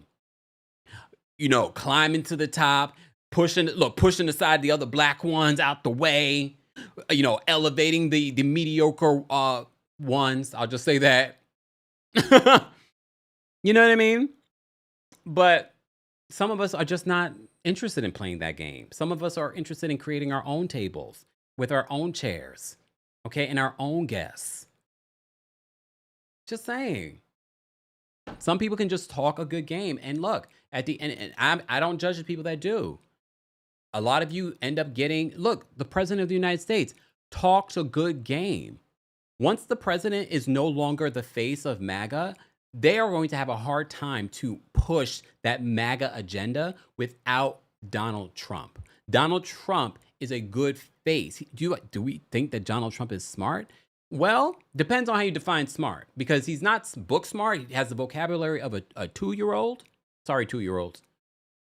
But he knows something that's able to trigger another audience. So, just saying. All right, I've digressed. Are people backstage? Look, I've been talking. Oh, we do have people backstage. All right, we got messy people. I see you, Tyler. Messy people backstage. We're going to take a couple of quick callers. I really went live because I've reported on so much Bravo breaking news this week, and you know what we love to do. We love hearing the opinions of our community. And if you are new to the community and you haven't been following, you aren't subscribed, subscribe, join the community. People came to our New York City live show, made friends. People are making friends in the chat. We are the community. We are like-minded. Doesn't mean that we all agree, because we don't. You guys don't always agree with me, which is fine. It's all about how you share it, right? All right. A little Miss Sunshine. Exactly. Exactly. All right, live chat. I'm going to drop the calling for you guys as well. If you are a member of the channel, I've already dropped the calling link on the post tab on YouTube. Live chat, I'm going to drop the calling for you guys next. Patience. I'm sorry to 2-year-olds. They probably offended, because I know some 2-year-olds with a very good vocabulary. Just saying. All right. Duchess is backstage. We're going to bring Duchess up first, but keep in mind the opinions of the callers do not represent the opinions of myself, the Kempire LLC, or our sponsors. Speaking of our sponsors, today is brought to you by our friends over at Factor. Factor, thank you so much for sponsoring today, because on a busy day like today, the last thing that I want to do, especially on a beautiful weather day here in New York City, is to be in the kitchen cooking.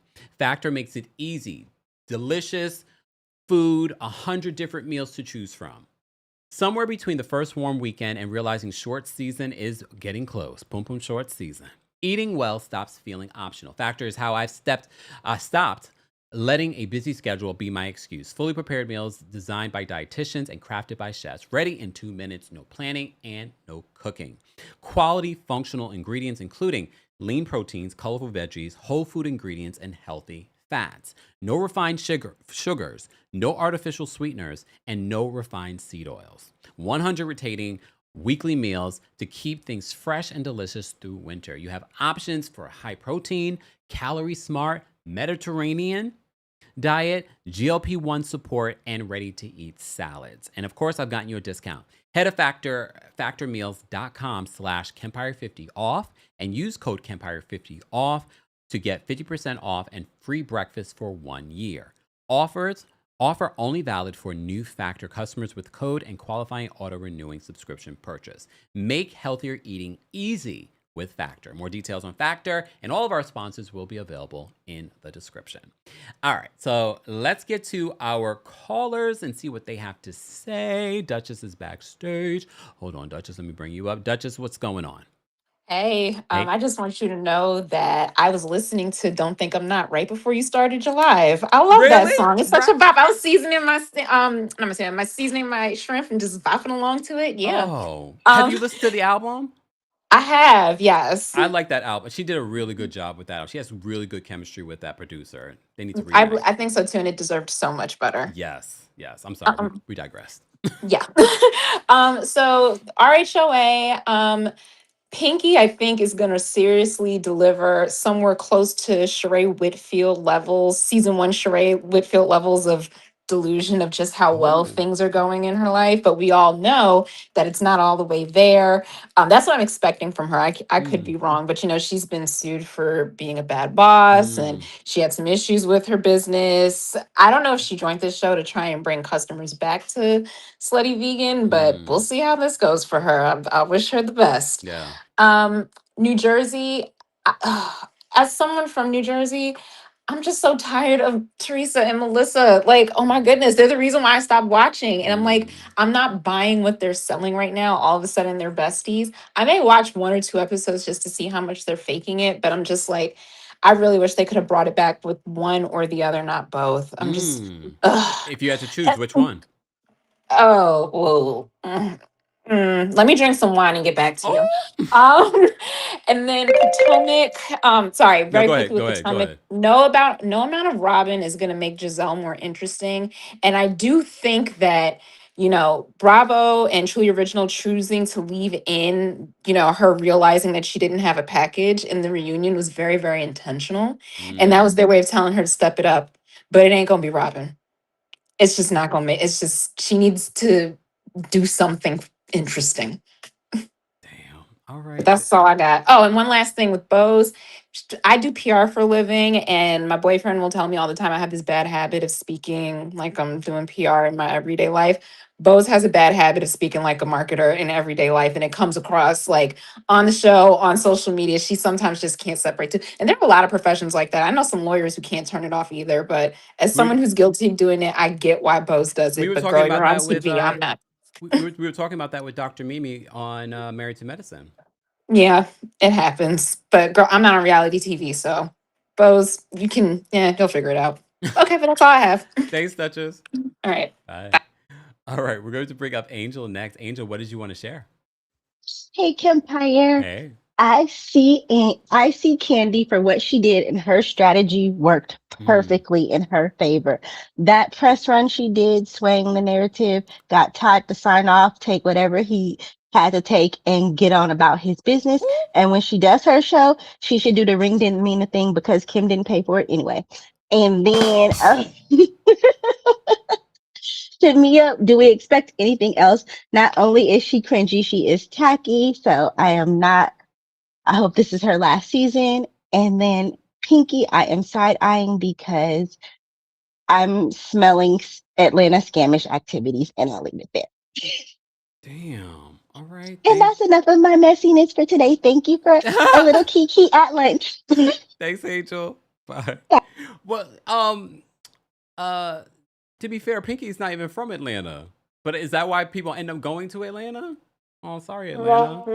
I enjoy Atlanta. I enjoy our community in Atlanta. That's what I should say. I can't say that I enjoy Atlanta per se, but I enjoy our community in Atlanta. All right, Keith's backstage. We're gonna bring Keith up next. Keith, what did you want to share? Hey, Kempire, how are you? How are you? I'm doing pretty well. So first, I do want to say I just think Michelle Gellar is just completely fake because why not just say what you said to Andy instead of waiting until you got to an alternative podcast? Is I don't know. I feel like if you're going to stand on this, stand on it. But clearly, like what she said on Watch What Happened Live, she would not be good for reality TV. I think they prove why. But also, another thing is I want to say Erica sounds ridiculous saying Amanda has no right to be upset because she's only been there for 6 weeks compared to them. But also, let's make it clear, Erica, you've been a bully. So your experience is not going to be the same as an Amanda, a Sutton, or a Garcelle because you've always been the antagonist. So I don't want to hear any of this because your situation is not the same as them. But one last thing, the separation agreement between Kandi and Todd, I want to say was very much in favor of Kandi. However, I do want to say like the cars I was seeing were like 2020, 2021. So I'm not sure if the value is that high. You know, in cars, they depreciate so much, especially luxury cars like Porsches. So I think it probably that 400,000 rounded up to 600,000. Oh, damn. but also, Pinky, also, I want to say Pinky, this is what happens when you try to be funny. You end up becoming a joke. But this is about it. The butt of the joke. Wow. Thanks, Keith. Yeah. Okay. All right. Tyler's backstage. We're going to bring Tyler up next. Tyler, what did you want to share? Hi, Kempire. Hey. I'm excited about the new season of Real Housewives of Atlanta. I'm definitely excited to see K Michelle. I missed when you talked about that, but I'm not sure what Shamea did, but she's cringy. I'm just waiting to see how this whole season plays out. But I actually like Shamea not as a housewife, but I like that there's real relationships there. I'll just leave it at that. Yes. It's not forced, it's fake. That's what I do like. Just on that. As far as Potomac, I'm gonna be honest. I do not like regular Robin, but I think Robin makes more sense coming in as a friend than Monique did. Monique never really had connection with those girls or anything. And I think with Karen and what's going on with Wendy, I'm kind of thinking Robin would be good as a friend. I don't need to see her personal life, but as far as a friend, Robin asks the questions and she says what needs to be said. It's just she doesn't hold herself accountable, but I think she'll be great as a friend. Last but not least, I think that it is time for Andy to really go in LA and really look at that's the one show that you could skew younger. There are so many influencers who are doing well, who are married. There is this one girl on Instagram. Her name is Jackie Ina. Oh my She God. owns the Love Jackie. Forever Move. She would be Housewives goals and pay the coin for a Kimora Lee Simmons. I swear she would wrangle Bowles up. They've asked Kimora, but I think Kimora wants to be able to control the narrative, and I kind of agree with her because there's a lot of smoke around Kimora right now when it comes to the legality of it all. But if they cancel her other show, she might do it. Correct, but I do think this Kempire. I think that Kimora is such a ratings gold and she brings in such a presence that I think that they could meet in the middle and do that. It would make so much sense. That's to me, that one show right there, Beverly Hills, does not need to be canceled. That's the one where they're trying to do the younger girl thing. LA makes sense. There's real wealth there. There's girls there that really live that life. You know, lean into that. But trying to do Erica and them, it's played out. That's the show that needs a pause and a true revamp. Which I don't understand. Instead of calling it Real Housewives, I feel like another network and another production company could really just redo Real Housewives. Of course, not call it that, and literally feature some of the people that you just mentioned in their own way, maybe at another Yes. network. Or why do we not entertain, I'm sorry, callers, but question, why do we not entertain, you know how they have the ultimate girls trip thing, Yeah. right? I feel like Bravo needs to find a way to bring that over to Bravo. Like you remember when, not saying like Zeus Network, but you remember when Zeus Network was doing the conversation thing? Oh, yeah, yeah. Revisit some of these hot, like pillow talk.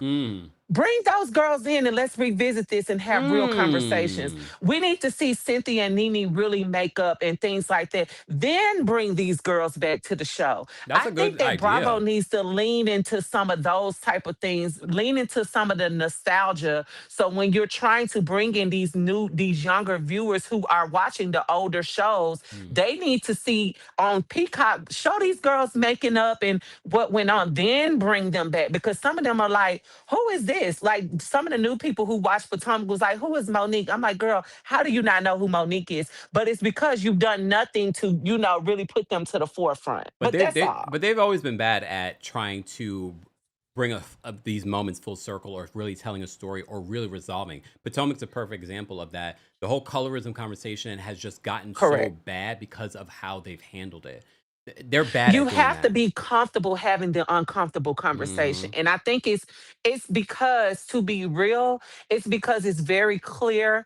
And I love Andy for what he's done, but Andy also has this room where he shows so much favoritism. It is clear that on Potomac, Giselle is his favorite. Yeah. You cannot deny it. However, do I think Giselle hates dark-skinned women? No. Yeah. However, would there hope should not. have been it would have been amazing to see, because there is a place where she was never going to hear Candace. And I think a lot of fans don't realize Candace's mouth and the things that she has done on social media is entirely too reckless. But Giselle is wrong. Do not get me wrong. However, I think that he should have leaned in and allowed them as a producer or their production company to bring somebody in. You remember when the Braxtons couldn't get along and they had to bring Iyanla in and Yep. she wrangled them in together? He should have brought somebody in for them to have those real conversations and discuss why Giselle and Robin are very privileged and they're not seeing it. Yeah. So it wouldn't be like, we're attacking you for being light-skinned. No, we're letting you know you operate in privilege. Yeah. They miss the mark every season. Especially if you're trying to have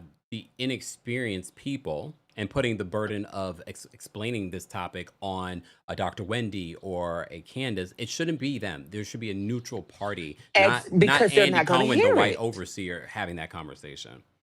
Correct, because they're never going to hear what you're saying, because in their mind, you're attacking them. And last but not least, this last season, the conversation that should have been had with Giselle is, this is not the college yard.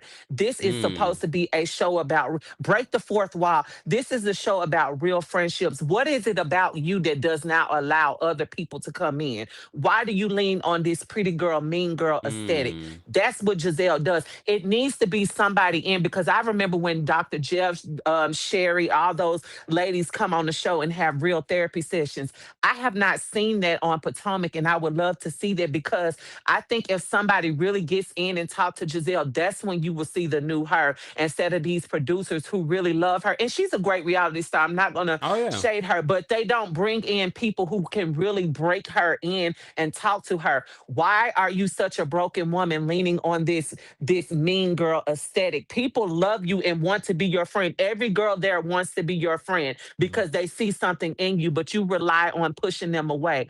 But they don't do that. I think that they need to change producers at Potomac, and you could get at least 5-6 more seasons out of them with the same cast effortlessly if they do that. Okay. But that's all, Kempire. I don't want everybody to get mad at me taking They're going to jump you in the backstage now. Bye, Tyler. Bye. Stacy says, I wish Candace would come back. Stacy, you are obviously not a Club Kempire member. Go join Club Kempire. Go join Club Kempire. Y'all missing out. Who's a Club Kempire baddie in the chat? Mods, can we post the link to Club Kempire? It's the Apple Podcast link. Go become a Club Kempire member. Just saying. I spilled a lot of tea. Don't tell nobody. Shh. Look, shh. All right. All right. We have a long line backstage. And let me get to the rest of our callers. We've got Kimberly's backstage, or it's Kimmy as we like to call her. Hope. What's going on, Kimberly? Kimberly, you're muted. Kimberly? Okay, I'm sorry. Here I am. That's okay. Yes, and I'm Kimmy on TikTok. Indeed. Hi y'all. Thanks Kim for being here. I'm excited I caught you live. Yes. Anyways, I'm gonna be quick here. I just want to say that I am a Club Daddy member. So I gotta listen to see what it is because I do like Candace. I want to see why I shouldn't. But focusing here, I wanted to say that number one, Candy's my Taurus sister, and I love what she's doing and how she's moving. It's difficult, but I relate, I connect on all of that. And yes, indeed, I am a May Taurus. As is Candy, I do believe. Moving on. All three. I want to say that I know you don't watch the show, but speaking about this message about colorism and Black people and dealing with race issues, Summer House, does anyone else here watch Summer House? They had a really good discussion. There's three. Oh, go ahead. No, I've been hearing about it. Oh, okay. Because I was wondering what your take is on it, if you saw clips or whatever, but I really loved it. It was very authentic, how the Black folks were there, some conversations they had amongst themselves while the white folks were around, but they were able, you could see their own inner dialect and with eyes and stuff. And also she spoke on it. She said, I can't remember her name right now, but the main person, Sierra, she was saying like how the blowback she gets for dating white guys and the racism and what she has to do and how she has to present on the show as a Black woman and what she carries with that and the added liability that comes into it, how she's the only Black woman there. Okay, I'm gonna shut up. No, finish your thought. And then like Kate, and then the other guy doesn't, one of the Black guy, that's the first and only Black guy. Oh, yeah. There's a main character there too. And he was talking about that. And I love their connection and their real friendship. Like in this past episode, Sierra was saying, she was talking to the other Black girl, her friend, who I also like her too. I think her name is Mia, who she also brought in. And not that Mia, a different good I know Mia. it's that Mia. And how she was just like, you know, how they would kill for, they would, do stuff for KJ. How much they loved and uplifted each other. So I just thought it was really good and powerful. And the fact that the white folks on the show, when they were talking about this stuff, when they were there, they were quiet, they listened, they agreed, they didn't dismiss it. Unlike if it was on Southern Charm or something where Sally watched that show too, how just eating up her, the V name, she's pretty, but I don't know her name. Only Black there, they treat her so poorly and how just tone deaf they are. It was nice to see a Bravo show accepting real conversations from Black people, respected. And I think I heard on different podcasts this year, I said, look, I'm not gonna have this conversation. It was gonna be to the producer, I think she said that if it's gonna be not shown or not taken seriously, because I'm gonna do this, but I want it to be respected. I mean, she didn't it wasn't coached, it was a real thing, but she was just like, I'm not going there. So you could tell she was really heartfelt and honest and just talked about her own experience. So that's it. Okay. I thought it was cool. Thanks, Kimmy. Check it out. Thanks. Bye, y'all. Take care. All right, let's get to some more calls. Guys, just joining us. We're talking about all the Bravo breaking news of the week. But if you're new to the channel, we don't just talk about Bravo here. We talk about everything in pop culture. So be sure to check out some of our pop culture news stories here on the channel. And if you haven't already, be sure to subscribe to the Kempire podcast. You'll be able to hear this live and special episodes. I dropped a special episode this past week as well, where you can only find it on the Kempire podcast. Also, there is Club Kempire, where I spilled a lot of tea exclusively on the Apple Podcast subscription. So be sure to check that out as well. Brevel Dad, thank you so much for the super chat and for being a member. Brevel Dad says, Jackie Aina would be great on Real Housewives of Beverly Hills. And I know Jackie is a fan of Housewives. Or she's just a fan of me, because so you guys tagged me in her listening to, I guess, one of our recaps a while back. So shout out to Jackie Aina. I love her. She's, an OG here on YouTube, a beauty brand OG. I could see she has a beautiful home too. So I wouldn't be mad at seeing it. However, like I said, we always put our trust in an Andy Cohen when there are many production houses that could produce a very Real Housewives-esque type show with the people that you want to see. So I'd much rather, Jackie, if you see this and people are courting you for reality television, I think you should do it maybe you be a producer too. That way you have some control of what they're going to share and they're not going to, throw you under a bus. Where they produce a show around you and some other amazing other people. So she has amazing friends too. So we shall see. I don't think it's impossible. I think Tyler had a lot of really great ideas. Damien is backstage. We're going to bring Damien up next. Damien, what did you want to share about some of this Bravo breaking news? Greetings and salutations, Kemp. How are you? I love that greeting. Thank you. It's D the Stallion. This is my government name though. Okay, David. I like the season of Beverly Hills. I like Bose. I just don't like her hair. Yeah. I don't know. Just it's a good season thus far. I think it's a little dry. There's certain moments where it's kind of dry, but yeah, she just needs to change that hair though, for real. Is that it? That's it. I think Maya would be a perfect addition to Potomac, Real Housewives of Potomac, for some strange reason. What do you think? Well, I know she's from the DMV. Yeah. I don't know. I don't know. I think people wouldn't be ready for Maya. I think Maya's too normal. Got you. Not Which is enough not a chaos bad in her thing. life. Yeah. Well, that's it. Great show. Love it. Thanks, Damien. Take care. All right. Take care. Here's a bad thing about reality television. You'll end up hating people that you used to love. You know what I mean? Not to say that that's how you would feel about Maya, because I don't think so. Besides that time Maya was supposed to do an interview with me, but they were asking to get paid. What? Wait, huh? Who said that? Makai's backstage. We're going to bring Makai up next. Makai, what did you want to share about the Bravo breaking news?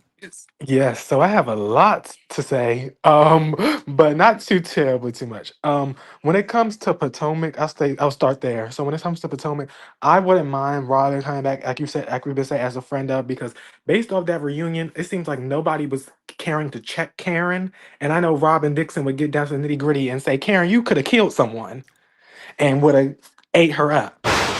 So I wouldn't be mad if Robin came back in the friend of role. We don't have to see Juan. We don't have to see him. I'm content. I don't have to see him. Juan Dixon is not here right now, and I do not need to see him.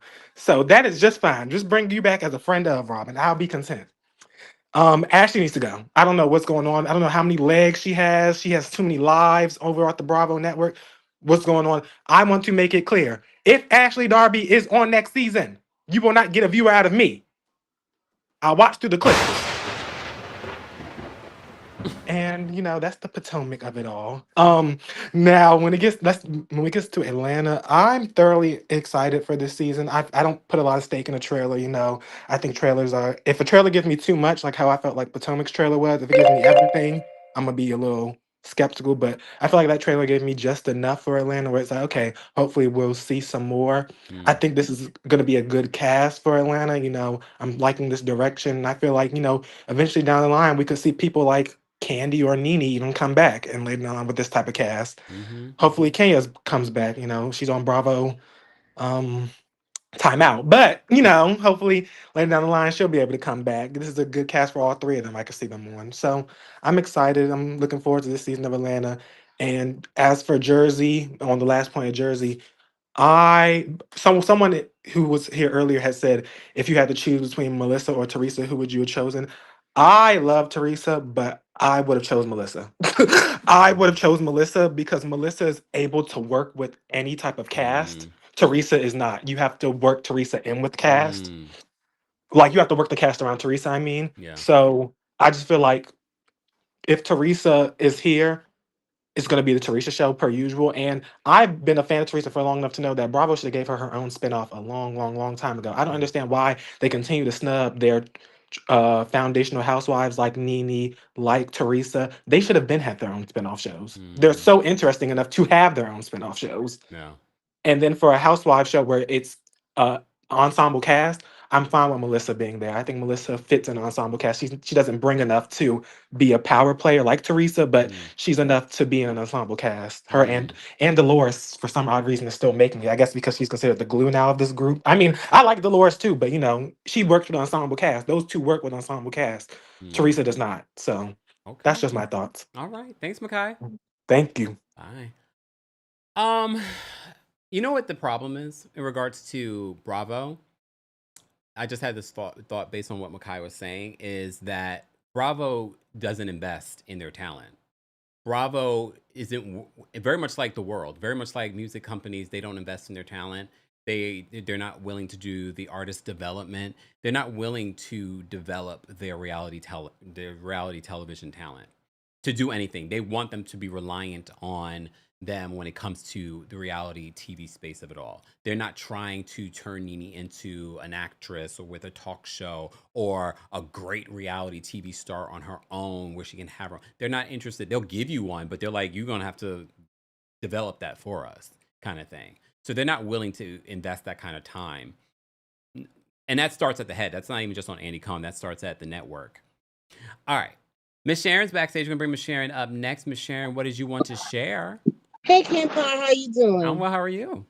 I'm doing fine. I just wanted to call and tell you happy opening day. For what? Baseball. Oh, okay. And guess what? I found my new tribe. My new favorite team is the New York Yankees. Really? Why? I sit there and watch them. They were on. I couldn't find my baseball team, the Cardinals. And I think they played the Rays yesterday, but I'm really not for sure because their opening day is today. And so I couldn't find a baseball game. And I said, well, I'm going to watch a movie on Netflix. So I turned it on Netflix and they had a baseball game. So on Netflix? Yeah, Netflix had a baseball game. It was it was somebody's opening day. I don't know if it was the Giants or if it was New York Yankees, but I think it was the Giants. I'm not for sure. But I sit and I watched them and I'm like, oh, I love this team. And my new favorite player is Aaron Judge, number 99. He's an outfielder. Aaron Judge. So I just had to call and let you know I found my new tribe and my new favorite team, and it's the New York Yankees of all people. Okay. Is Aaron Judge biracial? Yes. Okay, because I'm looking at a picture of Aaron Judge. I'm gonna bring up a picture for everybody because we know nothing about the sports. We rely on you to be our sports nista. So He's 30. Yeah, he's 33 years old and he's married. Okay. All right. Okay. Cute. All Yep. right. So now you're a New Yorker. I'm a New Yorker. All right, Sharon. Thank you so much for calling in. Bye-bye. Bye.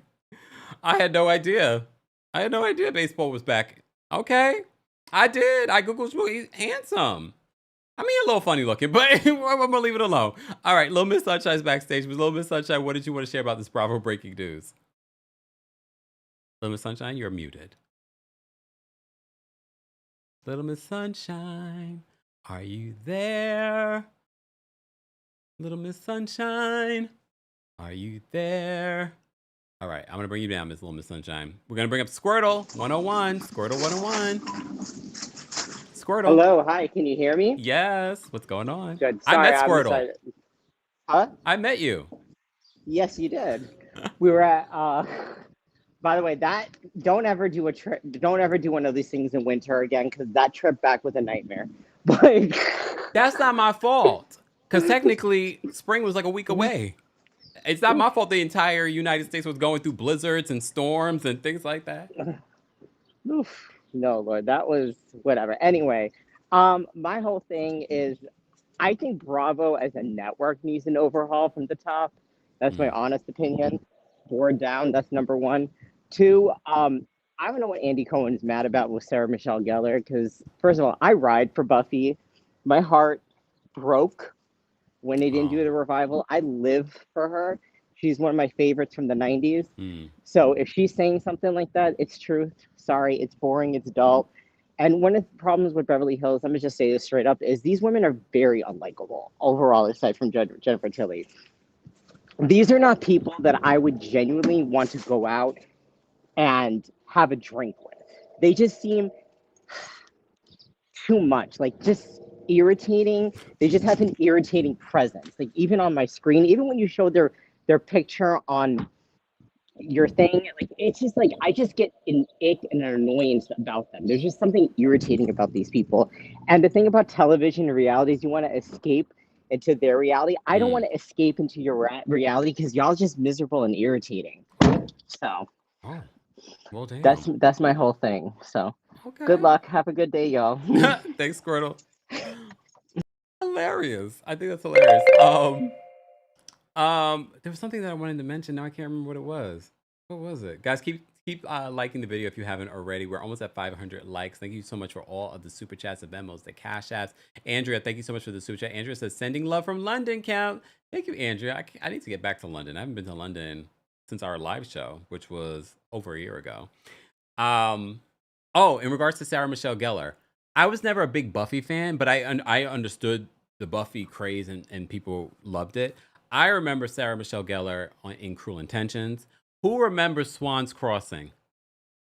Who remembers Swan's Crossing? That's who I know Sarah Michelle Gellar from.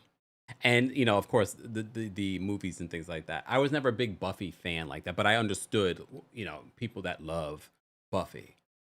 But anyway, who remembers Swan's Crossing? Okay. All right, let me try Little Miss Sunshine again. Little Miss Sunshine, are you there? Hi, can you hear me? Now I can. Okay. Hello. So I'm just gonna keep it like very, very short because you need to go. Yes. Thank you. Andy, don't be such a wuss. It was a boring season. It gave us nothing. The reunion, which unfortunately we're going to have, is going to give us even more nothing. So, like, Sarah did not tell any lies. Please do not give us more than one part reunion because there's nothing over there. And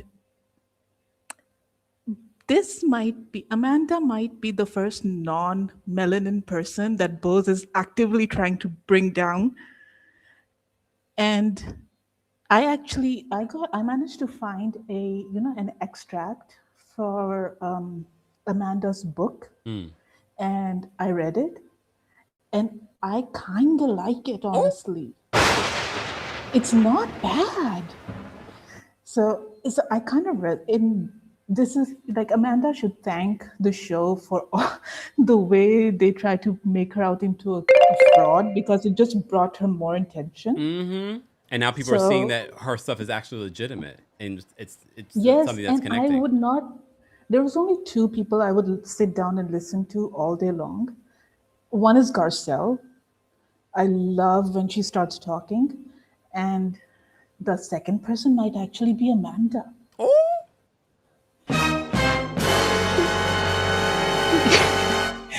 She didn't even say me. Well, obviously, you're on top of the list with Jackie Aina because I love her as well. Yes. But yeah, that's it from me. Don't give us a reunion, man. It's so boring. They already filmed it. Just leave it on the cutting room floor. Wow. Okay. Thanks, Little Miss Sunshine. Okay, thank you. Bye. Take care. Bye. Shout out to all of you guys. I forgot Sarah Michelle Gellar was on All My Children because I was a big soap opera watcher too. No, I remember her on All My Children too. That's what I remember her from and why I loved her. And that was before Buffy. Yes, exactly. B. Carter says, remember Sarah from All My Children before Buffy. Kendall on All My... She was evil on All My Children. Right? Oh my gosh. Look, Julia says, me, Swan's Crossing. Swan's Crossing was before she was on All My Children, right?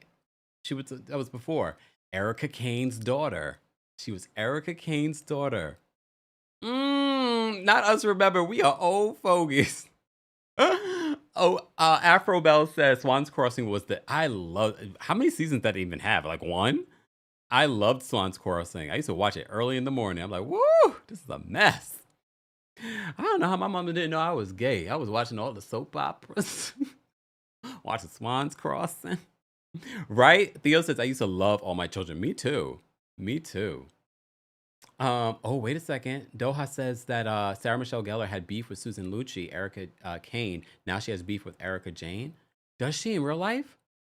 Wow. Ooh, wow. V. Carter says Sarah won an Emmy on All My Children. She won an Emmy before Erica Kane. Wow. Well, Susan Lucci. Right. All My Children used to be so good. I forgot that she was on that. That's where I really was introduced to Sarah Michelle Gellar. She's an icon. And then she had Buffy, which was huge. All right. I digress. Let me bring up, last but definitely not least, let's bring up Elijah. Elijah, close us out. What did you have to say about this Bravo breaking news? Well, Kempire, first of all, how are you doing? I'm well. How are you? I'm doing okay. I'm doing okay. I work, unfortunately. Oh. But what I want to say is a couple things, right? Firstly, I'm happy that Kandi and Todd have finished what they need to do. In regards to Lena, for me, like, okay, the trailer wasn't stellar, but I am still excited because it was good, it had some good moments, and I'm really excited for Angela and K Michelle. And I think a lot of people that maybe don't know her, don't watch her as much, forget that K Michelle is funny. She brings that kind of wacky energy that this. It's kind of like Atlanta version of Salt Lake City. You know what I mean? Like she's a little wacky. You know what I mean? I feel like that would be good. She knows how to make good TV, so I would like to see that. So I'm excited for that. As far as this whole Beverly Hills thing, I'm not gonna say Beverly Hills is the worst, right? But I feel like Andy saying that he's gonna lock his doors and all this other things. I feel like maybe she didn't say it on the show because who knows? Maybe they're made to feel like they can't really be honest. You know what I'm saying? Because some people have been honest and they get like shaded by Andy or he makes a face and whatever, what have you. You know what I'm saying? And the reality of the situation is Beverly Hills is kind of boring. And this whole thing with Bose is like I like when someone is if you're gonna be a villain, like Rinna, be a villain and own it. How she says. And I don't even like Rinna. You know what I mean? But she's not owning it. She's trying to act like she's a girl's girl, how they would say was trying to act like she's a team player, and you're really not. You know, and you would know the most about rebranding because that's what you have to do to your resumes every time you moved. You know what I'm saying? So I just feel like, you know what I mean? Her saying that Amanda needs to rebrand, I feel like Amanda's being herself. You know what I mean? Yeah. She's awkward. It reminds me a little bit of something, but a little more interesting. Like there's more to her, more layers to her because after Sutton stopped talking about this whole divorce, like there's nothing interesting about Sutton, really. You know what I mean? There's nothing there. And so, with that being said, I just feel like they're being a little bit too hard on Amanda. And I think Amanda is interesting and she could make a great housewife if she would just tap in a little more and not be. But again, like I said, she's being herself. Bose is not being herself. To me, she's playing a character and she's not doing it well. You know what I'm saying? So yeah, that's what I have to say about Beverly Hills. And Potomac, I'm excited for Potomac. I think it's gonna be a good season. As you know, last season was very good. I will say I'm disappointed to hear that Ashley is back. I really am disappointed. I feel like she's just a disappointment in general. Like just what she brings, there's nothing there. You know what I'm saying? Nothing. And I guess the praise to the shrine did not work because she's still standing. You know what I'm saying? And so I just hope that, and I feel like this season we're gonna see some fake storylines with Giselle and with Ashley. Some bull, okay? Yeah. Some bull. You know what I mean? And I just I want to be able to not let the bull outshine the rest of the show. But yeah, that's really all I have to say. Thanks, Elijah. You know what I'm saying? And free Wendy, by the way. Till it's backwards. Which Wendy are we talking about? Yeah, free Wendy. That's my girl. Free Wendy. Which one? Wait, Wendy Osefo. Okay. And soon Pinky Cole. Not playing. Oh, damn. Bye, Elijah. Bye. Free Wendy Williams, okay? Get her out of that damn conservatorship. I don't know about Wendy and stuff. I got to see the evidence, okay? Did you guys see Phaedra talking about the Wendy Asefo case? I have to say, Phaedra basically said to prioritize, you know, if it means a plea deal, because she says right now I don't really know anything about the case besides what's on the internet. But she was saying this involves children, so if there is a plea deal, maybe that's something that she should definitely consider. And this is coming from Phaedra, who's an attorney. I see so many of you in the comments saying win a case.